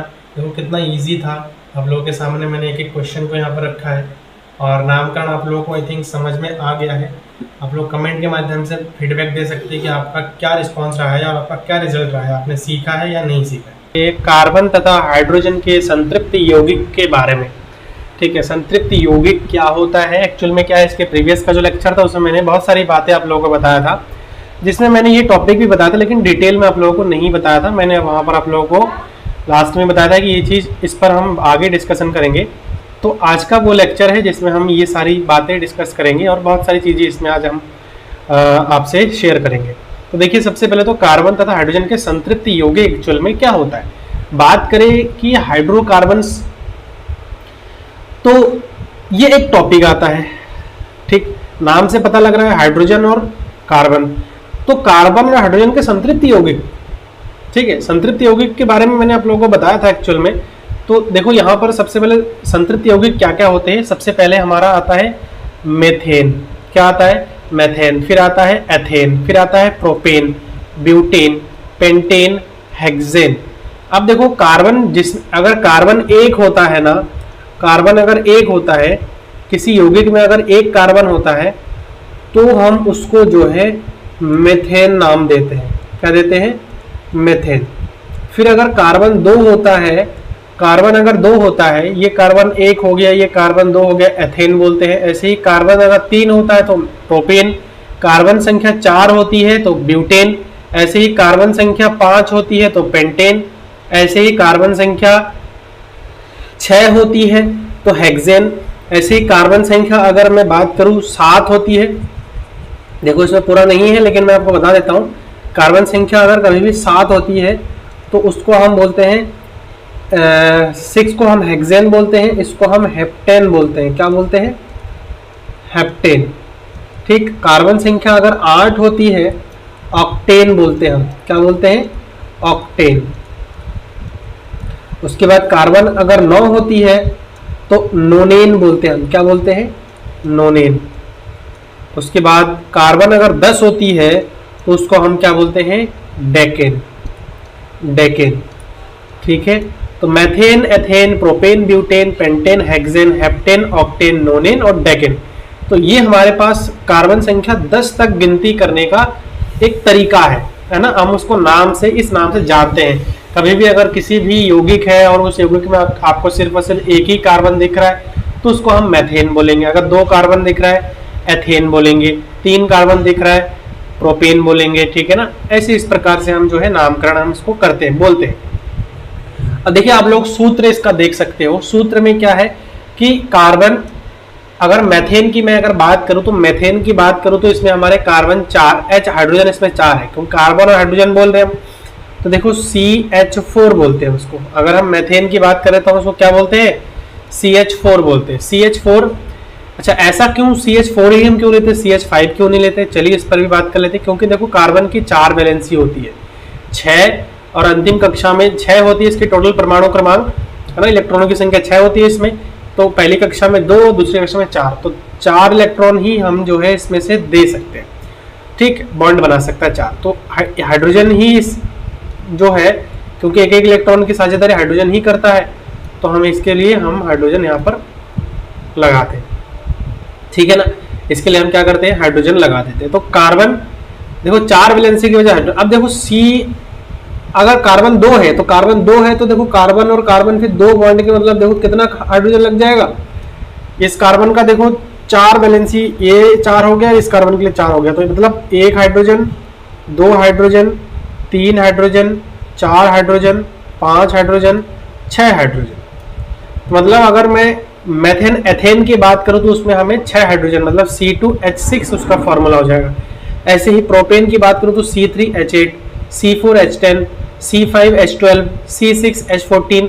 हेप्टेन की बात करें तो इसमें भी हमारे जो है इस प्रकार से बैलेंसी बनाने के लिए हम हाइड्रोजन जोड़ते हैं, सिंपल सी बात है। तो ये आई थिंक आप लोगों को क्लियर हो गया है। अब देखो इसमें हमारा ना एक आता है हाइड्रोकार्बन क्या होता है। देखो हाइड्रोजन नाम से क्लियर पता लग रहा है, हाइड्रोकार्बन का मतलब यही होता है कि जिस यौगिक में हाइड्रोजन और कार्बन होते हैं, जो हाइड्रोजन कार्बन से मिलकर के बन जाते हैं उसको हम हाइड्रोकार्बन बोलते हैं। देखो यहाँ पर लिखा हाइड्रोजन, जो हाइड्रोजन और कार्बन के परमाणुओं से मिलकर बने होते हैं। इनका मुख्य स्रोत भूतैल है। प्राकृतिक गैस में भी केवल हाइड्रोकार्बन पाए जाते हैं। हाइड्रोकार्बन संतृप्त तथा असंतृप्त दो प्रकार के होते हैं। अब देखो ये हाइड्रोकार्बन दिखता कहाँ है, ये प्राकृतिक स्रोत है, नेचुरल सोर्सेज है। जैसे हम ऑयल वगैरह देखते हैं ना, जितने भी तेल वगैरह होता है वो सारे हाइड्रोकार्बन्स के बने होते हैं, ठीक है ना। उसके बाद ग्रीस आप देखते होंगे वो भी हाइड्रोकार्बन, पेट्रोल होता है वो भी हाइड्रोकार्बन। मतलब जितने भी आप तैलीय चीजें देखेंगे या फिर प्राकृतिक गैस आप देख रहे हैं, नेचुरल जितने भी गैस आप देख रहे हैं वो सारे के सारे हमारे किसके बने होते हैं, हाइड्रोकार्बन के बने होते हैं। उसके आप संरचना सूत्र भी देख सकते हो, हर किसी का एक एक आपका संरचना सूत्र भी आपका दे रखा है। ये सारे हाइड्रोकार्बन है। देखो आप इसमें कार्बन देखोगे और साथ में हाइड्रोजन ही देखोगे, इसके अलावा और कुछ भी नहीं है। अब हाइड्रोकार्बन आपके दो प्रकार के होते हैं। सबसे पहले तो संतृप्त वाले होते हैं, संतृप्त। देखो संतृप्त हाइड्रोकार्बन क्या होते हैं, जिसमें कार्बन और कार्बन के मध्य अगर एकल आबंध होता है उसको हम संतृप्त बोलते हैं। दूसरा होता है असंतृप्त। संतृप्त, असंतृप्त में क्या है, अगर कार्बन कार्बन के मध्य डबल बॉन्ड होता है या तो कार्बन और कार्बन के मध्य ट्रिपल बॉन्ड होता है तो उसको हम क्या बोलते हैं, असंतृप्त बोलते हैं। क्लियर है। अब देखो इसका, अब यहां पर देखो हर किसी में हम मेथेन लगा रहे हैं, एथेन लगा रहे हैं, प्रोपेन, ब्यूटेन, पेंटेन, हेक्सेन। अब देखो हर किसी में आपका क्या एक वर्ड आ रहा है, एन। तो जब भी संतृप्त हाइड्रोकार्बन होता है ना तो उसमें हम एन वर्ड यूज करते हैं। क्या यूज करते हैं, ANE, एन या फिर एन। समझ में आ गया। इसीलिए यहाँ जो ट्यूनिंग हमारी आ रही है वो एन आ रही है। मैथ एक्चुअल में क्या है, अगर कार्बन संख्या 1 बोले तो हम उसको मैथ, कार्बन संख्या 2 बोले तो एथ, ऐसे ही प्रो, ब्यूट। अब देखो एन लगाने का एक ही मकसद है कि अगर 2 कार्बन है तो आप देख रहे होंगे कि इनके बीच में 2 या 3 कार्बन है तो इनके बीच में हमारे क्या है, एकल बंध है। और जब एकल बंध होगा, सिंगल बॉन्ड होता है तो हम एन ट्यून यूज करते हैं, ये ट्यून है, ठीक। उसके बाद असंतृप्त कार्बन में क्या होता है, अगर कार्बन और कार्बन के बीच में डबल बॉन्ड होता है तो उसको हम असंतृप्त बोलते हैं या फिर ट्रिपल बॉन्ड में भी असंतृप्त बोलते हैं। तो देखो अगर हमारे पास असंतृप्त कार्बन है तो एन इन हो जाता है, मतलब इसमें हम इन बोलते हैं, ENE, ये वाला ट्यून हम यूज करते हैं, ठीक है, इन। ठीक, अगर कार्बन कार्बन के मध्य अगर डबल बॉन्ड होता है तो हम जैसे ये मैथ, एक कार्बन पर मैथ, दूसरे कार्बन पर एथ, मैथ इन बोलेंगे हम। क्या बोलेंगे इसको, मैथ, मैथ इन, मैथीन, या फिर हम इसको ऐसे लिखेंगे मैथ, मैथीन, ठीक है, मैथीन। समझ में आया। अब एक बॉन्ड होता तो मैथेन बोलते, 2 बॉन्ड है तो मैथीन, है ना। ऐसे ही प्रोपीन, ऐसे ही ब्यूटीन, ऐसे ही पेंटीन, ऐसे ही हेक्सीन, हेप्टीन, ऑक्टीन, नोनीन, डेकिन, ठीक है। ये तो हमारे डबल बॉन्ड वाले। ऐसे ही अगर ट्रिपल बॉन्ड होता है, आइन वर्ड हम जोड़ते हैं, आइन जो ट्यून है हम वो यूज करते हैं, ठीक है। हाइड्रोकार्बन के साथ हम आइन जो है ट्यून यूज करते हैं, आइन, ठीक है, आइन। ये हो गया। अब देखो अगर कार्बन और कार्बन के मध्य ट्रिपल बॉन्ड होता है तो मैथ, एथ, एथाइन, क्या हो जाएगा ये, एथाइन, एथाइन, एथाइन। समझ में आ गया। ये हम जो है ethyne, methyne, ethyne, propyne, butyne, pentyne, hexyne, heptyne, इस प्रकार से हम जो है बोलते हैं। तो जब भी संतृप्त हाइड्रोकार्बन होते हैं उसमें कार्बन और कार्बन के मध्य हमारा एकल बॉन्ड होता है। क्लियर है। कार्बन और कार्बन के मध्य कैसा बॉन्ड होता है, एकल बॉन्ड होता है। ऐसे ही अगर कार्बन कार्बन के मध्य द्वि आबंध होता है तो उसको हम असंतृप्त बोलते हैं और ट्यून हम क्या यूज करते हैं, इन यूज करते हैं, ठीक। ऐसे ही ट्रिपल बॉन्ड होता है तो हम आइन यूज करते हैं। ये आई थिंक आप लोग क्लियर हो गया। यहाँ पर मैंने वही सारी चीजें लिख के रखा था कि अगर कभी भी असंतृप्त हाइड्रोकार्बन होता है तो उसमें कार्बन कार्बन के मध्य एकल बंध पाया जाएगा और असंतृप्त होगा द्विआबंध त्रिआबंध होगा, संतृप्त होगा तो एकल बंध होगा। ठीक है, ये आई थिंक आप लोगों को अच्छी तरह से क्लियर हो गया है सारी चीजें। अब हम जो है चलिए आगे इस पे और थोड़ा सा डिस्कशन करते हैं। अब देखो इसमें एक चीज आता है हमारा, जब भी हम नामकरण करते हैं ना, कार्बनिक यौगिकों का नामकरण, ये बहुत इंपॉर्टेंट है। कार्बनिक यौगिकों का नामकरण किसका? कार्बनिक यौगिकों का, कार्बनिक यौगिकों का नामकरण। तो देखो कार्बनिक यौगिकों का नामकरण करने के लिए कुछ हमें प्रकार्यात्मक समूह की आवश्यकता होती है। ठीक है, प्रकार्यात्मक समूह की आवश्यकता होती है। प्रकार्यात्मक समूह हमारे क्या होते हैं, यही डिफाइन करता है कि जो हमारा हाइड्रोकार्बन है, जो हमारा हाइड्रोकार्बन है उसका नेचर कैसा है, हाइड्रोकार्बन। ठीक, हाइड्रोकार्बन की प्रकृति कैसी है वो डिसाइड करता है प्रकार्यात्मक समूह मिलकर के, प्रकार्यात्मक समूह से डिसाइड होता है कि प्रकार्यात्मक समूह क्या है, उस पर हम एनालाइज करके बताते हैं कि ये हाइड्रोकार्बन इस प्रकार का है। अब बेसिकली अगर मैं हाइड्रोकार्बन की, कार्बन की बहुत लंबी चेन ले, क्योंकि कार्बन के ये गुण होते हैं, बहुत लंबी चेन बना सकता है ये, तो बहुत लंबी चेन बना लूंगा तो ये तो नॉर्मल हाइड्रोकार्बन ही है ना, लेकिन इसकी क्वालिटी क्या है, इसकी क्या गुणधर्म है, वो डिसाइड करेगा ये प्रकारात्मक समूह मिल करके। तो चलिए देखते हैं कि क्या क्या प्रकारात्मक समूह होते हैं। सबसे पहले विषय परमाणु, परमाणु में जैसे क्लोरीन या फिर ब्रोमीन जैसे कुछ है, तो क्लोरीन और ब्रोमीन होने पर आपका, क्लोरीन और ब्रोमीन होने पर आपका जो है, हम उसमें हेलोजन परमाणु होते हैं, हेलोजन तत्व होते हैं जिसमें क्लोरीन, क्लोरो या फिर ब्रोमो हम यूज करते हैं। ठीक है ना, तो एल्केन में, एल्केन बोलते हैं हम इसको, क्लोरो या फिर ब्रोमो यूज करते हैं। तो इसमें हमारा क्या होता है, फॉर्मूला क्या होता है, Cl या फिर Br जैसे कुछ होता है। उसके बाद ऑक्सीजन परिवार में अगर मैं बात करूं तो सबसे पहला हमारा आता है एल्कोहल, और एल्कोहल का जो हमारे पास प्रकारात्मक समूह का फॉर्मूला होता है वो हमारा OH होता है। क्लियर है, वो हमारा OH होता है। ऐसे ही मैं दूसरी बात करूं तो वो होता है हमारा एल्डिहाइड, जिसको हम CHO से दिखाते हैं जनरली। तो CHO को हम कार्बन के मध्य देखो डबल बॉन्ड के साथ O जुड़ेगा और H के साथ एक जुड़ जाएगा, 4 बॉन्ड इसका पूरा हो जाएगा। उसके बाद आता है हमारे पास कीटोन, कीटोन में हमारे पास CO ग्रुप होता है, तो CO को हम इस प्रकार से दिखा देते हैं। ठीक है, ऐसे अगला आता है कार्बोक्सिलिक अम्ल, तो कार्बोक्सिलिक अम्ल को हम COOH से प्रदर्शित करते हैं। ठीक है, COOH से प्रदर्शित करते हैं, तो इसको हम, वैसे और भी होते हैं हमारे प्रकारात्मक समूह, हमारे पास और भी आते हैं, लेकिन अभी फिलहाल के लिए हम इतना ही। ठीक है, क्योंकि आपके जो सिलेबस है वो इसमें इतना ही है, तो हम जब भी जरूरत पड़ेगी आगे भी ये डिस्कशन करेंगे। देखो ये हो गया हमारा प्रकार्यात्मक समूह, इसकी जरूरत हमें तब पड़ती है जब हम नामकरण करते हैं। अच्छा, एक टॉपिक इसमें आपका पूछा जाता है कि समजातीय श्रेणी हम किसको बोलते हैं। देखो यौगिकों की ऐसी श्रृंखला जिसमें कार्बन श्रृंखला में स्थित हाइड्रोजन को एक ही प्रकार का प्रकार्यात्मक समूह प्रतिस्थापित करता है, उसे हम समजातीय श्रेणी कहते हैं। अब देखो क्या बोला गया है इसमें, इस पर हम थोड़ा सा बात करते हैं। कह रहा है कि कार्बन श्रृंखला, अब कोई कार्बन श्रृंखला है और उस कार्बन श्रृंखला में कोई एक ही प्रकार का जो है प्रकारात्मक समूह क्या कर रहा है, उसको विस्थापित कर रहा है हाइड्रोजन को। देखो अब जैसे कि मैं लिख रहा हूं C कार्बन, 2 कार्बन हो गया, ऐसे 3 कार्बन हो गया। सबसे पहले 3 कार्बन हो गया तो इसमें हाइड्रोजनों की संख्या कितनी होगी, 1 2 3 4 5 6 7 8। अब देखो क्या है कि मैं अगर कोई अल्कोहल बनाना चाहता हूं, सबसे पहले इसका नाम क्या हो जाएगा, मैथेन, एथेन, प्रोपेन। क्या नाम हो गया इसका, प्रोपेन हो गया। अब प्रोपेन को देखो क्या करना है, आप जो है इसमें से अल्कोहल प्रतिस्थापित कर दो। देखो एक हाइड्रोजन को हटा करके, क्योंकि अल्कोहल अगर यहाँ OH आएगा तो एक हाइड्रोजन हटानी पड़ेगी हमें, क्योंकि कार्बन के पास सिर्फ 4 ही 4 वैलेंस होती है, सिर्फ और सिर्फ 4 वैलेंसी होती है। तो यहाँ H, ये भी H और यहाँ OH हमारे पास आ जाएगा, तो ये हमारे पास अल्कोहल बन गया। लेकिन देखो अब सवाल ये आता है कि समजातीय श्रेणी हमारा क्या होता है।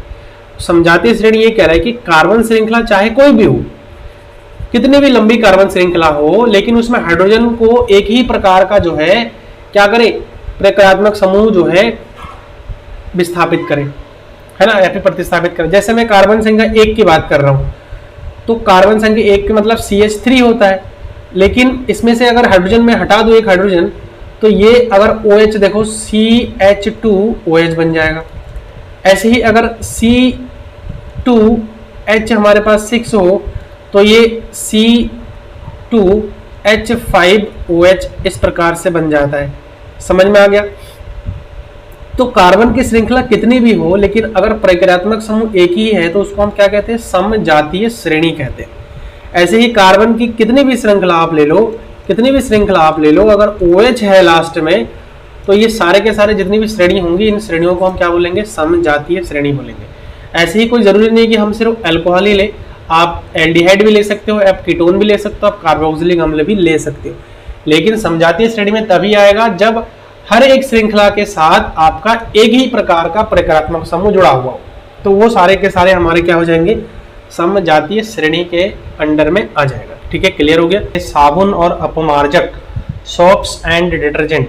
देखिए, घरों में जो साबुन होता है और आपके अपमार्जक होता है, मतलब डिटर्जेंट होता है, मतलब सर्फ होता है, वो एक्चुअल में दोनों में क्या डिफरेंसेस होती है, और ये दोनों जो है किस प्रकार से कपड़ों से जो मैल है वो निकालने में जो है कामयाब होती है, कैसे कैसे ये वर्क करता है। तो चलिए आज हम इस वीडियो में अच्छी तरह से हर एक चीज़ को जानेंगे। तो सबसे पहले देखते हैं कि जो साबुन होता है, जो सोप होता है, वो एक्चुअल में होता क्या है। साबुन की अगर मैं बात करूं तो ये साधारणतः साबुन उच्च वसा अम्लों, मतलब हाई फैटी एसिड्स के सोडियम लवण होते हैं।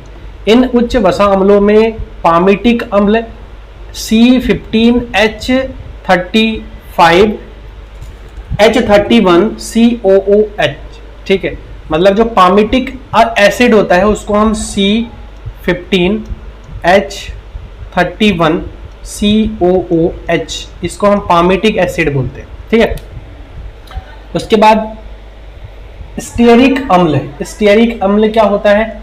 C17H35COOH होता है। उसके बाद ओलेइक अम्ल होता है, ओलेइक अम्ल में हम C17H33COOH होता है, COOH होता है। ठीक है, ये ओलेइक अम्ल के सूत्र है। अब इसका क्या होता है? पामिटिक अम्ल से बने साबुन को सोडियम पामिटेट कहते हैं। अब इससे अगर पामिटिक अम्ल, अगर ये पामिटिक अम्ल से अगर साबुन बनता है ना, तो इसमें सोडियम पामिटिक बोलते हैं हम इसको। ठीक है, तो ये चीज है हमारा। अब एक्चुअल में साबुन क्या होता है? इन अम्लों का सोडियम लवण होता है, अम्लों का सोडियम लवण होता है, मतलब इसमें सोडियम अटैच होता है। अब जैसे अगर मैं इसकी बात करूं तो ये C15H31COONA हो जाता है। ऐसे ही इसमें भी H हटा करके हम Na जोड़ देते हैं, ऐसे ही इसमें भी हम H हटा करके Na जोड़ देते हैं। मतलब ये जो साबुन हम घरों में यूज करते हैं वो एक्चुअल में सोडियम लवण होते हैं। किसके किसके? पामिटिक अम्ल का सोडियम लवण, उसके बाद स्टीयरिक अम्ल का सोडियम लवण, ओलेइक अम्ल का सोडियम लवण, जिनका आणविक सूत्र ये है हमारा जो मैंने आप लोगों को अभी दिखाया है। बस इसके लास्ट में H हटा करके क्या हो जाएगा? Na आ जाएगा। अब जैसे पामिटिक अम्ल है तो सोडियम पामिटिक अम्ल, ठीक है। उसके बाद उसके बाद जो है स्टीयरिक अम्ल होगा तो सोडियम स्टीयरिक एसिड, उसके बाद ओलेइक अम्ल तो सोडियम ओलेइक अम्ल। तो इस प्रकार से हम जो है नामकरण भी इसका हम कर सकते हैं, सोडियम स्टीयरेट, उसके बाद सोडियम ओलेट, है ना, ओलिएट। इस प्रकार से हम जो है इसमें नाम दे सकते हैं। तो बहुत इजी है, ये भी आपसे पूछा जा सकता है कि साबुन और डिटर्जेंट में क्या डिफरेंसेस होती है, मतलब साबुन और अपमार्जक में। काफ़ी इंपॉर्टेंट टॉपिक है ये, जिस पर आज हम डिस्कशन कर रहे हैं। तो यहाँ पर साबुन का जनरली आप सूत्र बता सकते हो कि C17H35COONA। इस प्रकार से आप देख सकते हो कि कितनी लंबी हाइड्रोकार्बन होती है, इसके पीछे का भी लॉजिक है, ये बताऊंगा। अब देखो उसके बाद आता है कि अच्छे साबुन की क्या क्या विशेषताएं हैं। तो देखो अच्छे साबुन की विशेषताएं क्या होती है? इसमें मुक्त क्षार उपस्थित नहीं रहना चाहिए, इसमें जो मुक्त क्षार होते हैं वो नहीं रहना चाहिए। यहाँ अल्कोहल में विलय होना चाहिए, जो अल्कोहल होता है उसमें जो है ये पूरा पूरा घुल जानी चाहिए। अच्छा, इसमें नमी की जो उपस्थिति है वो 10% से अधिक नहीं होनी चाहिए।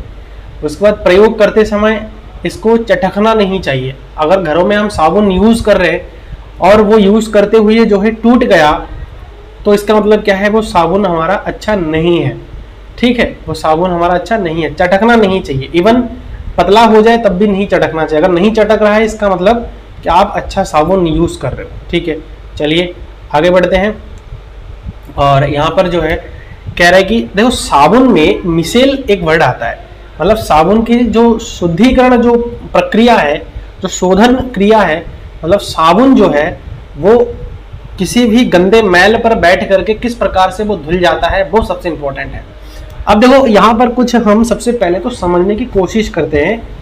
अब देखो जैसे सी अभी स्टेरिक, सोडियम स्टेरिक जो हम बात कर रहे हैं, ये एक साबुन हो गया C17H35,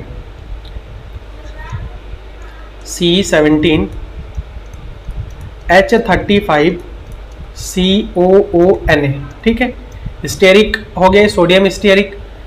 अब देखो सोडियम स्टेरिक है, अब देख सकते हो कि जो कार्बन हाइड्रोजन वाला जो चेन है वो कितनी लंबी है, 17 कार्बन है इसमें, 17 कार्बन है। और ये जो है हमारे पास क्या है, COONA। अब जब ये चीज पानी में घुल जाता है, पानी में घुल जाता है, समझ में आया, जब ये चीज पानी में घुल जाता है तो उस कंडीशन में क्या होता है मैं आपको बता रहा हूं। ये ऐसा बन जाता है C17H35 COO negative plus Na positive, मतलब ये आयनों में टूट जाता है। अब देखो ये जो पार्ट है हमारा, ये जो पार्ट है, ये पार्ट क्या करता है, इसको हम बोलते हैं, यही जो है इंपॉर्टेंट रोल निभाता है। अब इसमें दो चीज है, इसमें दो चीज कौन कौन सी है, एक तो आपका इसमें, चलो अब इसको मिटा करके हम सिर्फ इतना पार्ट लिख लेते हैं। ठीक है, इतना पार्ट लिख लेते हैं। अब ये आई थिंक आप लोगों को समझ में आ गया है। सबसे पहले क्या होता है, जो सोडियम जो साबुन होता है वो हमारा पानी में घुलता है। साबुन जैसे ही पानी में घुल जाता है, मतलब ये हो गया हमारा C17, अभी इससे पहले जो हमने पढ़ा था H35 COONA है। अब ये जैसे ही हमारा पानी में घुला तो पानी में घुलने के साथ साथ साबुन टूट गया, किसमें, C17H35 COO negative plus Na positive, आयनों में विभक्त हो गया। अब यहां पर काम आता है C17H35 COO नेगेटिव। अब देखो ये जो पार्ट है इसमें दो चीजें हैं, एक तो हमारे पास लंबी हाइड्रोकार्बन चेन है, इसको हम बनाते हैं ऐसे, देखो ये जो लंबी हाइड्रोकार्बन चेन है वो इस प्रकार से हम बना करके दिखाते हैं, आपके बुक में भी होगा ये इस प्रकार से हमारा होता है। और ये हमारे पास आयन होते हैं COO नेगेटिव आयन। ये जो सिरा होता है इसको हम बोलते हैं जल स्नेही भाग। क्या बोलते हैं, जल स्नेही भाग। और ये जो सिरा होता है वो जल विरोधी होता है, क्योंकि ये एक्चुअली में हाइड्रोकार्बन्स है, और हाइड्रोकार्बन्स जो है पानी में तो घुल नहीं सकता है, तो इसको हम बोलते हैं जल विरोधी। ठीक है, ये होता है हमारा जल विरोधी भाग।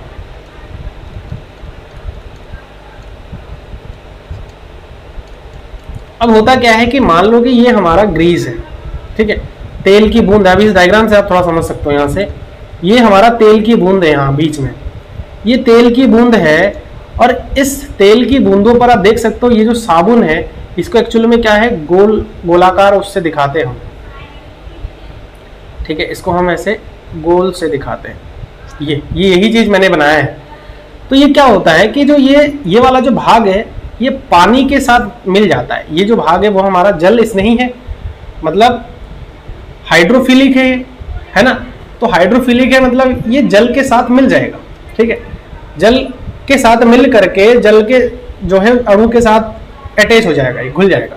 और ये वाला पार्ट जो कि जल विरोधी है और ये जल से मिलता नहीं है, लेकिन ये हाइड्रोकार्बन है। और एक्चुअल में क्या होता है, जो तेल और ग्रीस होते हैं ना, ये भी हमारे हाइड्रोकार्बन के ही बने होते हैं। और आपको पता ही है कि समान को घोल देता है, मतलब अगर हाइड्रोकार्बन है तो उसमें हाइड्रोकार्बन इजीली घुल जाता है। तो जब हाइड्रोकार्बन में घुल जाए इसका मतलब क्या है कि अगर तेल हो गया, ग्रीस हो गया, कोई भी ऑयली चीज हो, गंदगी हो गया, वो सारे के सारे हाइड्रोकार्बन ही होते हैं लगभग। तो ये वाला हाइड्रोकार्बन क्या हो जाता है, इसमें हमारा घुस जाता है ऐसे, ये वाला सिरा, और जो जल के साथ ये वाला जो सिरा है वो खिंच जाता है।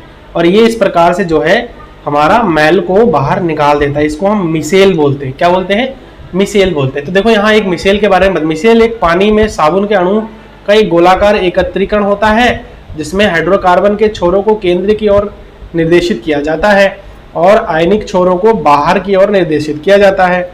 ठीक है। नंबर 1, शीर्ष जल स्नेही भाग मिशेल का शीर्ष आयनिक भाग का बना होता है। ठीक है, मतलब शीर्ष जो है जल स्नेही भाग शीर्ष का आयनिक भाग का बना होता है।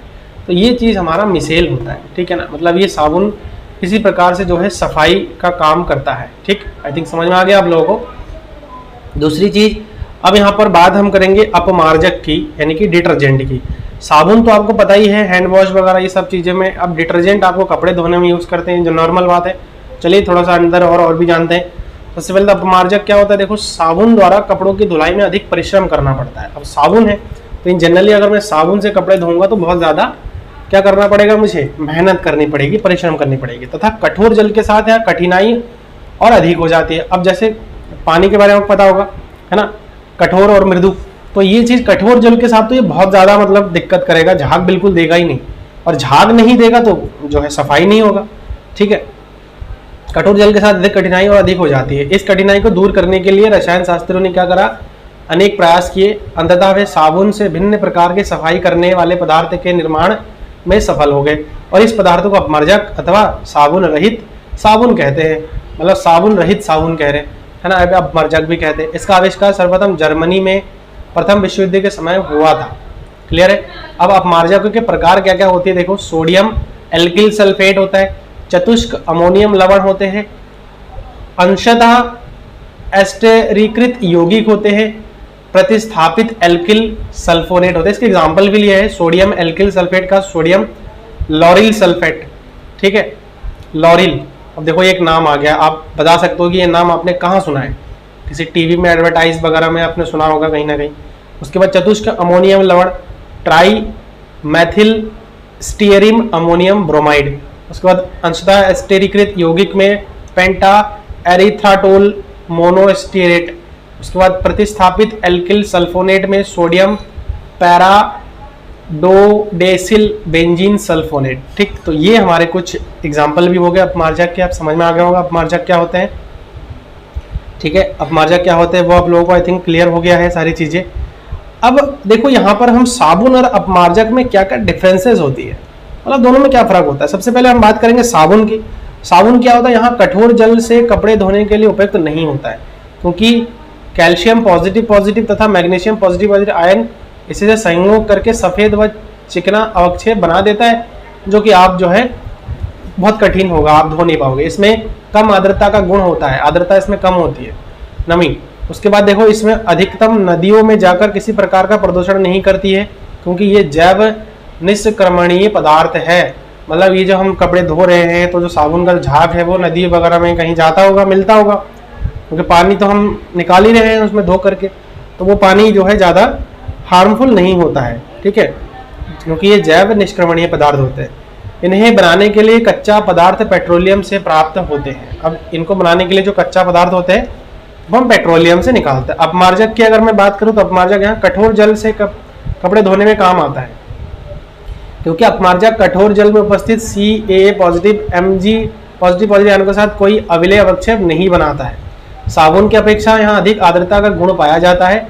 इसकी अधिकता नदियों में जाकर प्रदूषण करती है। मतलब जो अपमार्जक है, साबुन तो ऐसा नहीं करता, लेकिन जो अपमार्जक है वो नदियों में जाकर प्रदूषण, क्योंकि उसमें जैव निष्क्रमणीय नहीं है। ठीक है, इन्हें बनाने के लिए कच्चा माल वनस्पति तेल होता है और इसको बनाने के लिए साबुन बनाने के पेट्रोलियम होता है। तो ये दो चीज़ें था, साबुन और अपमार्जक। तो आई थिंक ये दोनों चीज़ें आप लोगों को अच्छी तरह से समझ में आ गया है, और एग्जाम के पॉइंट ऑफ व्यू से अगर देखें तो ये टॉपिक आपका बहुत ज़्यादा इंपॉर्टेंट है। ठीक है, अध्याय नंबर 4 का आज अभ्यास प्रश्न पर हम जो है आज डिस्कशन करेंगे। तो चलिए स्टार्ट करते हैं। यहाँ पर जो है अभ्यास का पहला प्रश्न है, एथेन का आणविक सूत्र C2H6 है। इसमें 6 सहसंयोजक आबंध है, 7 सहसंयोजक आबंध है, 8 सहसंयोजक आबंध है, 9 सहसंयोजक आबंध है। तो क्या है वो अभी आप लोगों को यहाँ पर जो है बताना है। तो देखो, अब आप लोग थोड़ा सा कॉमन सेंस यहाँ पर यूज करना स्टार्ट कर दीजिए, क्योंकि अब इसकी रिक्वायरमेंट है। ठीक है, देखो कह रहा है कि एथेन का आणविक सूत्र इतना है, तो इसमें कितने सहसंयोजक आबंध है। सबसे पहले तो देखो यहाँ हम थोड़ा सा बनाने की कोशिश करते हैं। देखो कार्बन हमारे पास 2 है, कार्बन जो है हमारे पास कितना है, 2 है, 1 2। तो देखो और ऑक्सीजन हाइड्रोजन हमारे पास कितनी है, बाकी सारे हमारे हाइड्रोजन है। देखो कितने और है, 1 2 3 4 5 6 और ये 7। क्योंकि हाइड्रोजन है तो एक ले रहा है एक दे रहा है, तो एक लेने से एक इलेक्ट्रॉन के एक इलेक्ट्रॉनों के साझेदारी द्वारा, यानी कि इलेक्ट्रॉनों के आपस में इलेक्ट्रॉनों की साझेदारी द्वारा जो आबंध बनता है उसे संयोजक आबंध बोलते हैं। तो एक इलेक्ट्रॉन की साझेदारी हो रहा है, तो इसका मतलब 7 आबंध यहाँ पर टोटली हमारे पास बन रहा है। इसका मतलब इसका जो आंसर हो जाएगा वो बी नंबर हो जाएगा। क्लियर है। ब्यूटेनॉन चतुर्थ कार्बन यौगिक है जिसका प्रकार्यात्मक समूह क्या है, ब्यूटेनॉन। ब्यूटेनॉन कह रहा है। अब यहाँ आपको समझनी पड़ेगी। देखो अभ्यास के प्रश्न में करवा रहा हूँ और आप लोगों के मन में क्वेश्चन हो सकता है कि सर आपने तो कुछ बताया नहीं, डायरेक्ट आपने अभ्यास शुरू कर दिया है। तो आपके जानकारी के लिए मैं बता दूं कि अभ्यास प्रश्नों से पहले भी हमने जो अध्याय नंबर 4 है कार्बन तथा इसके यौगिक, इससे संबंधित हमने बहुत सारी जो है कॉन्सेप्ट पर डिस्कशन किया है।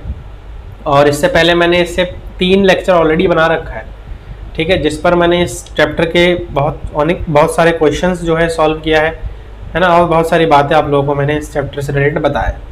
ठीक, तो वहाँ से आप लोग जाकर के देख सकते हो। तो यहाँ सबसे पहले तो बोल रखा है ब्यूटेन ऑन। ऑन किसको मैंने बताया था, देखो सबसे पहले methane, ethane, propane, butane. Butane on मतलब यहाँ कहीं ना कहीं कीटोन लगा हुआ है। ठीक है, यौगिक है जिसका परिकारात्मक समूह क्या हो जाएगा, ओन का मतलब है कीटोन।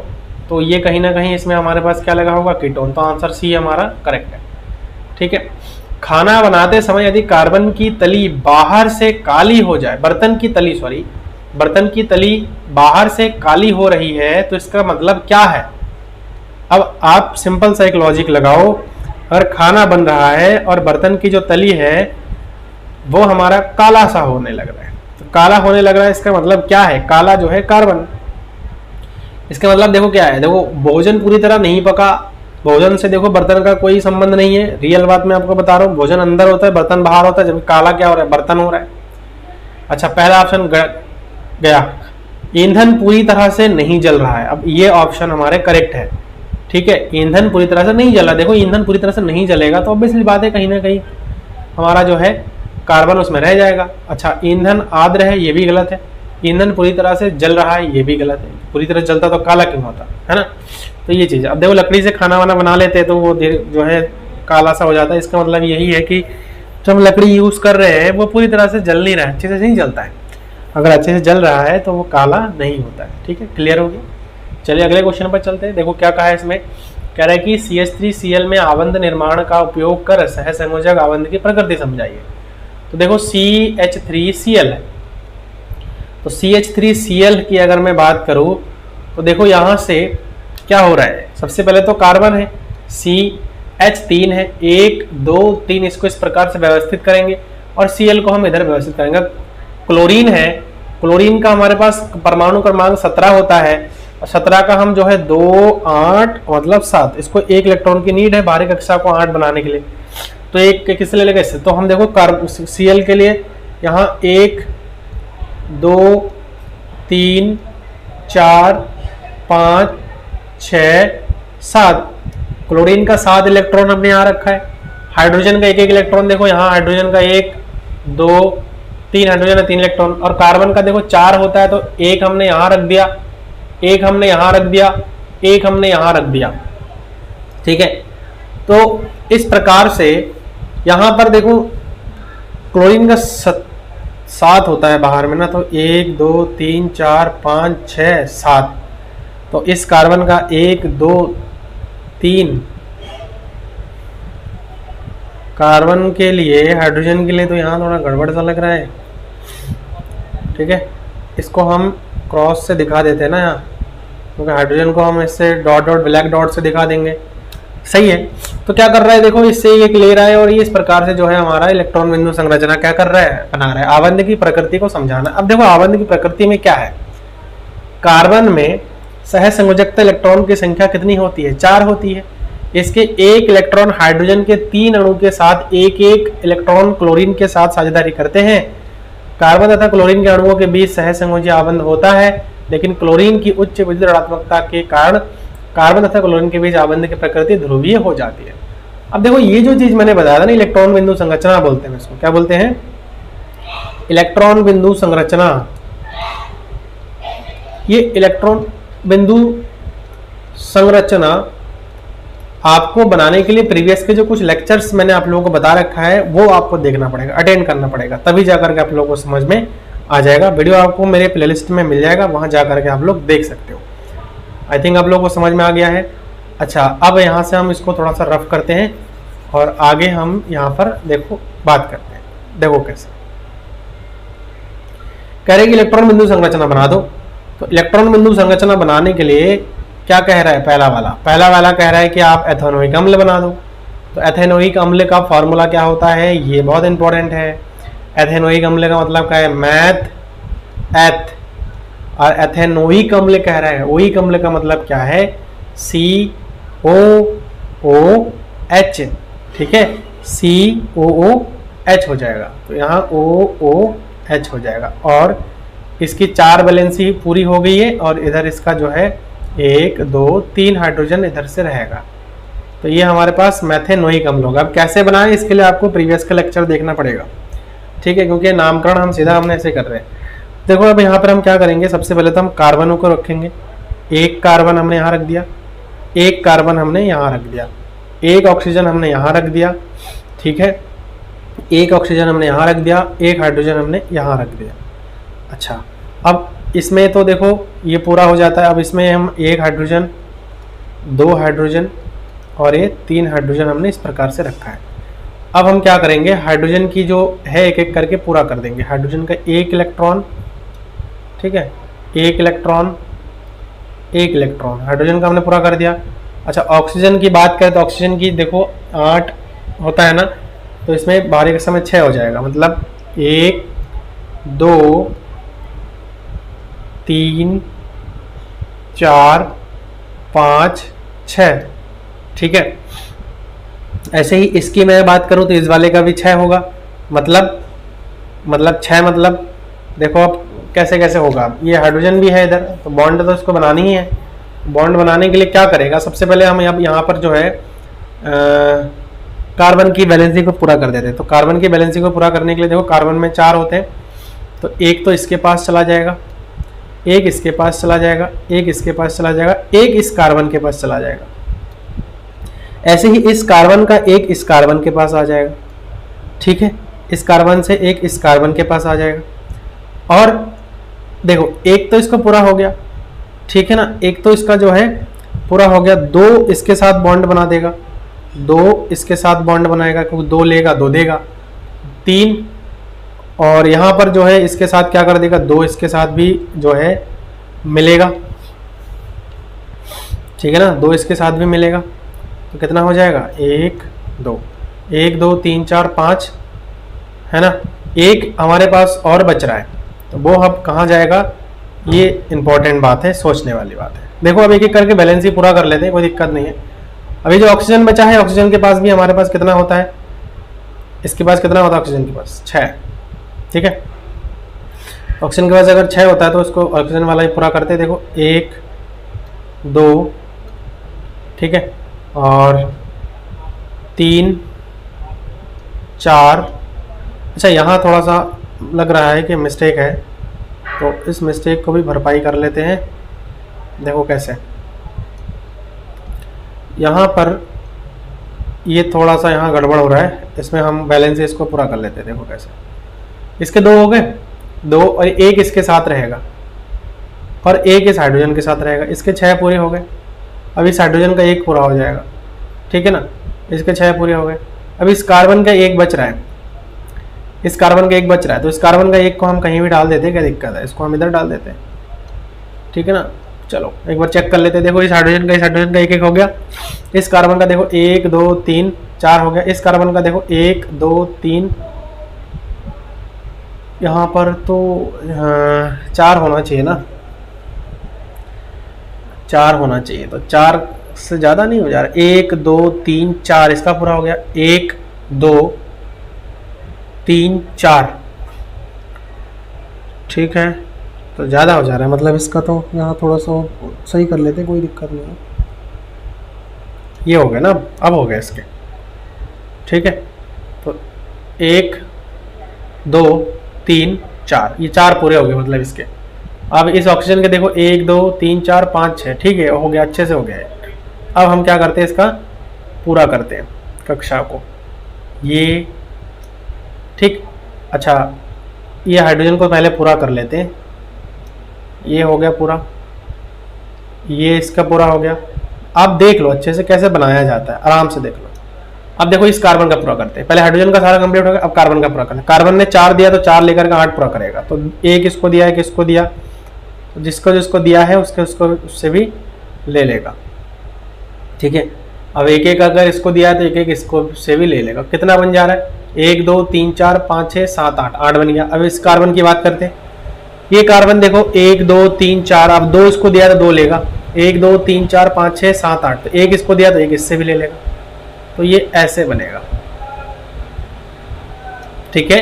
अब इस कार्बन का पूरा हो गया। अब इस ऑक्सीजन की अगर मैं बात करूं तो बेसिकली ऑक्सीजन का 6 और 2 इसको दिया तो 2 इससे भी लेगा, ठीक है, ये बनेगा। उसके बाद इस ऑक्सीजन की बात करें 1 2 3 4 5 6 7 8, तो ये भी इसके साथ ऐसा घूम करके बॉन्ड अपना बना लेगा, तो ये हमारे पास बन जाएगा, ठीक है। H2S की बात करते हैं अगला, चलो H2S। तो H2S में कैसे निकालेंगे, H2S, H का तो एक होता है, H देखो हमारे पास एक है, तो H को हम बीच में रखते हैं, और H हमारे पास 2 है, एक H यहाँ रखते हैं, एक H हम जो है यहाँ रख देते हैं। अब H के पास तो एक एक इलेक्ट्रॉन होता है, इसमें तो कोई डाउट नहीं है। सल्फर का होता है 16, ठीक है, तो बाहरी कक्षा में 2 8 और बाहरी कक्षा में 6 रहेगा, तो 6 रहेगा, इसका मतलब एक एक इसके साथ एक करेगा साझा, एक इसके साथ साझेदारी करेगा, 2 3 4 5 6 ऐसे रहेगा ये। अब चलो इसका बनाते हैं, देखो हाइड्रोजन का ये ऐसे पूरा होगा, ये वाला हाइड्रोजन का ये ऐसे पूरा होगा। अब सल्फर क्या करेगा, ऑलरेडी उसके बाद 6 है, हाइड्रोजन से एक एक ले लेगा, 2 हाइड्रोजन से 2 ले लेगा, तो 8 पूरा हो गया। तो ये हमारा इसका भी हो गया है ना। तो आई थिंक ये आप लोगों को समझ में आ रहा है, इलेक्ट्रॉन बिंदु संरचना बना रहे हैं हम। अच्छा, प्रोपेनोन यहाँ पर कह रखा है, तो प्रोपेनोन हमारा देखो क्या होता है, methane ethane propanone. Propanone propanone कैसा बनेगा, देखो मैथेन एथेन प्रोपेन। अच्छा, ओन बोल रखा है, ओन का मतलब क्या है, कहीं ना कहीं हमारे पास एक ओ तो जरूर लगा हुआ है, कहीं ना कहीं एक ओ तो हमारे पास जरूर लगा हुआ है, तो हम बेसिकली इसको क्या मानेंगे, बीच में बीच वाले कार्बन के साथ जो है ओ लगा हुआ है, मतलब कीटोन। ओ लगाने का मतलब क्या है, कार्बन के साथ कीटोन समूह लगा हुआ है, तो ये प्रोपेनोन बन गया। बाकी हाइड्रोजन के साथ बैलेंस, ये मैं ऐसे छोड़ रहा हूं तो इसका मतलब ये नहीं कि यहाँ कुछ नहीं, यहाँ हाइड्रोजन है, क्लियर है, यहाँ हमारा क्या है, हाइड्रोजन है, ये हाइड्रोजन है। तो अब देखो हम क्या करते हैं, इसका हम सीधा सीधा बना लेते हैं इलेक्ट्रॉन बिंदु संरचना, ठीक है। पहली बात तो इसकी ज़रूरत हमें है नहीं, तो हमें इसकी ज़रूरत जब नहीं है तो हम इसको मिटा देते हैं, थोड़ा सा स्पेस बन जाएगा। चलो इलेक्ट्रॉन बिंदु संरचना बना लेते हैं।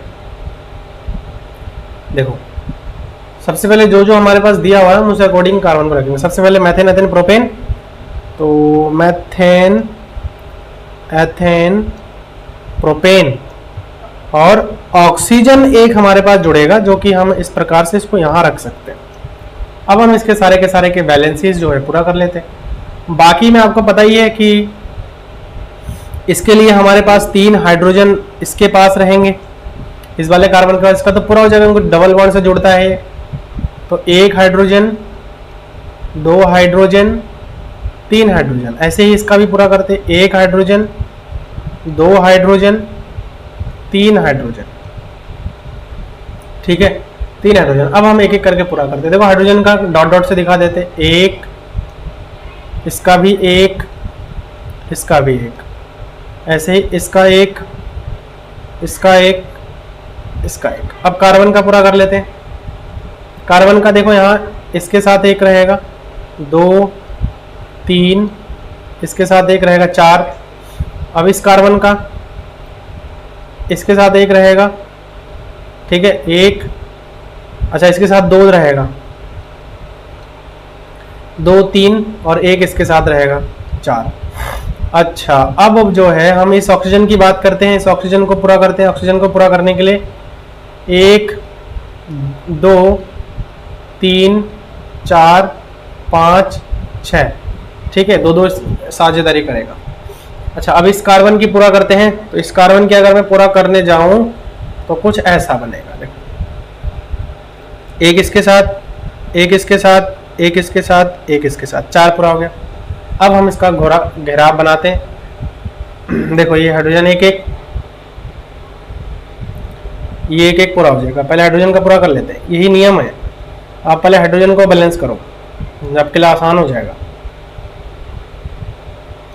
ऐसे बन गया हाइड्रोजन। अब हाइड्रोजन जब बन गया तो कार्बन का एक एक करके पूरा कर लो। देखो, ये कार्बन के बाद 4 ऑलरेडी है, इससे एक लेगा, इसको देगा, इससे एक लेगा, ये हो गया 8। ऐसे ही इसकी बात करूं तो ये हो गया 2 2 4 2 6, इससे एक ले लेगा, इसका अपना हो गया पूरा। अब इस कार्बन की पूरी कर लो, इसको 1 दिया है, इसको 2 दिया है, तो इससे ले लेगा पूरा पूरा। ये कितना हो रहा है? 4 है ना। देखो, 1 2 3 4 5 6 7 8, 8 पूरा हो गया। इस ऑक्सीजन का पूरा कर लो। अब ऑक्सीजन ने इसको 2 दिया तो 2 ले लेगा, 8 पूरा हो गया इसका। ये हमारे पास जो है इसका आ जाएगा। अब F2 का तो और इजी पड़ जाएगा। तो F2 दे रखा है, इसका मतलब हमारे पास यहाँ एक F आ जाएगा, एक F हमारे पास यहाँ आ जाएगा। F के पास फ्लोरीन है, तो फ्लोरीन के पास कितनी इलेक्ट्रॉन्स होती है? 9 होता है, तो 2, और लास्ट में हमारे पास बचेगा कितना? 7 बचेगा ना। 9 होता है तो 2, और लास्ट कक्षा में बचेगा 7। तो 7 मतलब यहाँ आप रखो, एक एक करके एक एक इलेक्ट्रॉन की साझेदारी कर लेगा। 1 इलेक्ट्रॉन इससे लेगा, 1 इलेक्ट्रॉन ये इससे लेगा, बाकी 6 इधर रहेगा। 1 2 3 4 5 6 7, 1 2 3 4 5 6 1 7। तो देखो, यहाँ से ऐसा बनेगा, ये हमारे लिए ऐसा बनेगा कुछ इस प्रकार से। ये 7 इसके ऑलरेडी है, 1 इससे ले लेगा ये। अच्छा, 7 इसके ऑलरेडी है, 1 इससे ये ले लेगा, बीच में 2 इलेक्ट्रॉन रहेगा, ठीक है। तो ये जो है इसका इलेक्ट्रॉन बिंदु संरचना भी हमारा बन गया। चलिए अगला क्वेश्चन पर चलते हैं, और अगला क्वेश्चन है समजातीय श्रेणी क्या है, उदाहरण के साथ समझाइए। तो समजातीय श्रेणी क्या होता है? यौगिकों की ऐसी श्रृंखला जिसमें कार्बन श्रृंखला में स्थित हाइड्रोजन को एक ही प्रकार का प्रकार्यात्मक समूह स्थापित करता है, प्रतिस्थापित करता है, जो भी है उसे समजातीय श्रेणी कहते हैं। मतलब जैसे CH4 है, CH3 है ना। ये है उदाहरण के लिए, जैसे मेथेन हो गया, एथेन हो गया, प्रोपेन हो गया, ब्यूटेन हो गया, एल्कीन की समजातीय श्रेणी है। ऐसे ही मैं अगर इसमें OH लगाते जाऊं, H हटा करके OH लगाते जाऊं, OH लगाते जाऊं, तो ये भी हमारा समजातीय श्रेणी होगा। मेन क्या है? एक ही प्रकार का प्रकार्यात्मक समूह हमारा होना चाहिए। यहाँ देखा जा सकता है कि प्रत्येक उत्तरोत्तर यौगिकों के बीच CH2 इकाई का अंतर है, ठीक है। अच्छा, उसके बाद भौतिक एवं रासायनिक गुणधर्मों के आधार पर एथेनॉल तथा एथेनोइक अम्ल में कैसे अंतर करेंगे? एथेनॉल एक विशेष गंध के साथ कमरे के तापमान पर द्रव अवस्था में होती है। एथेनोइक अम्ल का गलनांक बिंदु 17 डिग्री सेल्सियस होता है। चूंकि यहाँ कमरे के तापमान से कम है, इसीलिए शीत के दिनों में यहाँ जम जाता है। साथ ही एथेनोइक अम्ल की गंध सिरके की तरह होती है। अच्छा, एथेनॉल कार्बोनेट धातु के साथ अभिक्रिया नहीं करता है, जबकि एथेनोइक अम्ल धातु कार्बोनेट के साथ अभिक्रिया कर लवण तथा जल तथा कार्बन डाइऑक्साइड क्या बना देता है? गैस बना देता है, जिसका रिएक्शन आप यहाँ ये देख सकते हो। उसके बाद एथेनॉल सोडियम हाइड्रोक्साइड के साथ अभिक्रिया नहीं करता है, जबकि एथेनोइक अम्ल सोडियम हाइड्रोक्साइड के साथ अभिक्रिया करके सोडियम एथेनॉइड तथा जल बनाता है, और इसका रिएक्शन हमारे पास ये दे रखा है, ठीक है। चलिए अगला क्वेश्चन पर चलते हैं, और अगला जो क्वेश्चन है वो है, जब साबुन को जल में डाला जाता है तो मिसेल का निर्माण क्यों होता है? क्या एथेनॉल जैसे दूसरे विलायकों में भी मिसेल का निर्माण होगा? तो उसके लिए देखो क्या है, साबुन के अणु के 2 सिरे होते हैं, एक सिरा जल रागी तथा दूसरा सिरा क्या होता है? जल विरागी। कल ये मैंने आपको बताया था, जो साबुन होता है वो हमारा क्या होता है, ठीक है। साबुन को जल में घोला जाता है तथा कपड़े को साबुन के विलयन में डाला जाता है, तो तैलीय धूल के कण हाइड्रोकार्बन भाग के साथ जल के अणु आयनिक भाग के साथ जुड़ जाते हैं। जब अब ये सभी साबुन के अणु के आयनिक यानी ऋणात्मक भाग बाहर की ओर तथा हाइड्रोकार्बन भाग भीतर की ओर व्यवस्थित होकर मिसेल बनाते हैं, ये कोलाइड के रूप में रहते हैं तथा आयन विकर्षण के कारण अवक्षेपित नहीं होते। एथेनॉल जैसे दूसरे विलायकों में मिसेल का निर्माण नहीं होता है क्योंकि साबुन की तरह इनकी प्रकृति ध्रुवीय नहीं है। अब थोड़ा समझते हैं। देखो साबुन के लिए मैंने बताया था लंबी हाइड्रोकार्बन एक चैन होता है, ठीक है, और यह आयनिक सिरा होता है, COO नेगेटिव और Na पॉजिटिव सिरा होता है। अब ये हमारे पास जो है जल विरागी होता है, मतलब ये पानी से दूर भागता है, ठीक है, ये पानी से दूर भागता है और ये पानी के साथ हमारा क्या हो जाता है, मिल जाता है। और तेल वगैरह जो भी होता है ना, तेल वगैरह के अंदर ये घुस जाता है, ये हाइड्रोकार्बन की जो चैन है घुस करके ये आयनिक सिरा जो है क्या करता है, आकर्षण प्रतिकर्षण के कारण जो है, आकर्षण के कारण जो है इधर खिंचता है और मैल एक एक करके जो है हमारा निकल जाता है। और वही चीज इसमें आपका बता रखा है। अगला देखो क्या है, कार्बन एवं उसके यौगिक का उपयोग अधिकतर अनुप्रयोग में ईंधन के रूप में क्यों किया जाता है। कार्बन एवं उसके यौगिकों में कार्बन तथा हाइड्रोजन का प्रतिशत उच्च होने के कारण दहन करने पर प्रचुर मात्रा में ऊष्मा जो है उत्पन्न करता है। इसीलिए ईंधन के रूप में उपयोग किए जाने वाले कार्बन तथा उसके यौगिक का उच्च कैलोरी मान के साथ अनुकूलतम प्रज्वलन तापमान होता है तथा उन्हें नियंत्रित करना आसान हो जाता है। इसलिए कार्बन एवं उसके यौगिकों का उपयोग अधिकतर प्रयोग में ईंधन के रूप में किया जाता है, ठीक है, ये। अच्छा, उसके बाद क्या है, कह रहे कठोर जल को साबुन में उपचारित करने पर झाग के निर्माण को समझाना है। कठोर जल का ये मैंने बताया था कल आपको। कठोर जल में कैल्शियम तथा मैग्नीशियम के लवण उपस्थित होते हैं। साबुन के अणु कैल्शियम तथा मैग्नीशियम के लवण के साथ अभिक्रिया कर अवक्षेपण का निर्माण करते हैं।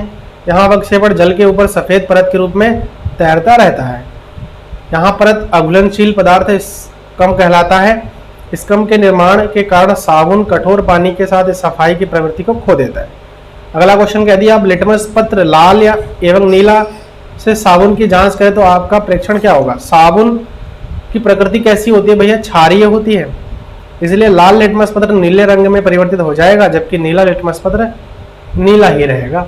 अच्छा, हाइड्रोजनीकरण क्या है, बहुत इंपॉर्टेंट क्वेश्चन है। इसका औद्योगिक अनुप्रयोग क्या है।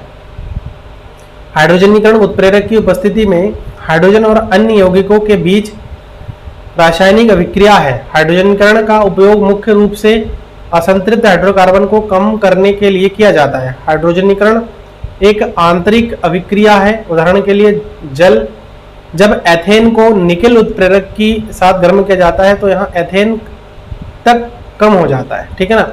अच्छा, उसके बाद औद्योगिक उपयोग में क्या है, हाइड्रोजनीकरण का उपयोग पेट्रो रसायन उद्योगों में एल्कीनों से एल्केन तथा साइक्लो एल्केन के में परिवर्तन करने में किया जाता है। हाइड्रोजनीकरण इसका उपयोग वनस्पति तेलों से वनस्पति घी तैयार करने के लिए भी किया जाता है। यह है, ठीक है, मतलब मार्केट में जो वनस्पति घी वगैरह यूज करते हैं वही है। अच्छा, अगला देखो इसमें क्या है, क्वेश्चन नंबर 13, दिए गए hydrocarbon C2H6, C3H8, C3H6, C2H2 एवं CH4 में किसमें संकलन अभिक्रिया होती है। असंतृप्त हाइड्रोकार्बन में संकलन अभिक्रिया होती है। असंतृप्त हाइड्रोकार्बन होने के कारण देखो CH3H6, C3H6, C2H2 में संकलन अभिक्रिया होंगी। मक्खन एवं खाना बनाने वाले तेल के बीच रासायनिक अंतर समझने के लिए एक परीक्षण बताइए। तो मक्खन में संतृप्त वसा होता है तथा यहाँ हाइड्रोजनीकृत नहीं हो सकता है। वहीं दूसरी ओर खाना पकाने वाले तेल असंतृप्त वसा होता है, इसलिए यहाँ संतृप्त वसा में हाइड्रोजनीकृत हो सकता है। साबुन की सफाई प्रक्रिया की क्रियाविधि को समझाना इंपॉर्टेंट क्वेश्चन है। साबुन के अणु ऐसे होते हैं जिनके दोनों सिरे के विभिन्न गुणधर्म होते हैं। जब साबुन जल की तरह सतह पर होता है तब उसके अणु अपने को इस प्रकार व्यवस्थित कर लेता है कि इसका आयनिक सिरा जल के अंदर होता है जबकि दूसरा सिरा हाइड्रोकार्बन पुच्छ जल के बाहर होता है। जल के अंदर इन अणुओं की एक विशेष व्यवस्था होती है जिसके हाइड्रोकार्बन सिरा जल के बाहर बना होता है। ऐसा अणु का एक बड़ा गुच्छा बनने के कारण होता है जिसमें जल विरागी पुच्छ गुच्छे के आंतरिक हिस्से में होती है जबकि उसका आयनिक सिरा गुच्छे की सतह पर होता है। इस संरचना को मिसेल कहते हैं। मिसेल के रूप में साबुन स्वच्छ करने के सक्षम होता है क्योंकि तैलीय मैल मिसेल के केंद्र में एकत्र हो जाते हैं। इस प्रकार साबुन का मिसेल मैल को पानी में घोलने में मदद करता है तथा कपड़े साफ हो जाते हैं। चलिए यहाँ समझते हैं। अब मान लीजिए कि हमारे पास कोई एक तेल है यहाँ, ठीक है ना। अब साबुन को हमने क्या, अगर जल में घोल दिया, अब साबुन को मतलब बनाते कैसे, क्योंकि उसमें बहुत लंबी हाइड्रोकार्बन चैन होती है और सामने हमारे पास एक आयनिक सिरा होता है, तो उसको हम ऐसे दिखाते हैं। तो देखो हम इसको वैसे तो इस प्रकार से दिखाते हैं। ये हाइड्रोकार्बन क्या होता है, इस तेल वगैरह में घुल जाता है क्योंकि ये भी हाइड्रोकार्बन होता है, और एक आयनिक सिरा होता है। ऐसे ही ये भी, ऐसे ही बहुत सारे जो साबुन के अणु हैं वो इस प्रकार से जो है हमारे इस तेल में घुस जाता है, ठीक है। और यही जो है साबुन सफाई होने में बहुत इंपॉर्टेंट रोल निभाता है, ठीक है। ये इस प्रकार से होता है, ये मिशेल हम निर्माण बोलते हैं। तो आई थिंक आज का जो लेक्चर था, अध्ययन नंबर 4 के जितने भी अभ्यास प्रश्न थे वो आप लोगों को अच्छी तरह से समझ में आ गया है, ठीक है। किसी प्रकार का डाउट है, कुछ पूछना है तो आप लोग मुझे कमेंट के माध्यम से पूछ सकते हैं। और वीडियो कैसा लगा आप लोग मुझे कमेंट करके ज़रूर बताएं। चैनल पर अगर नए हैं तो इसको आप लोग जो है सब्सक्राइब ज़रूर कर लीजिए, साथ में नोटिफिकेशन बेल को भी प्रेस कर देना। और अगर मेरा चैनल आप लोगों के लिए हेल्पफुल है तो इसको अपने दोस्तों के साथ भी शेयर करिए ताकि उन लोगों को भी मदद हो सके। So thanks for watching this video.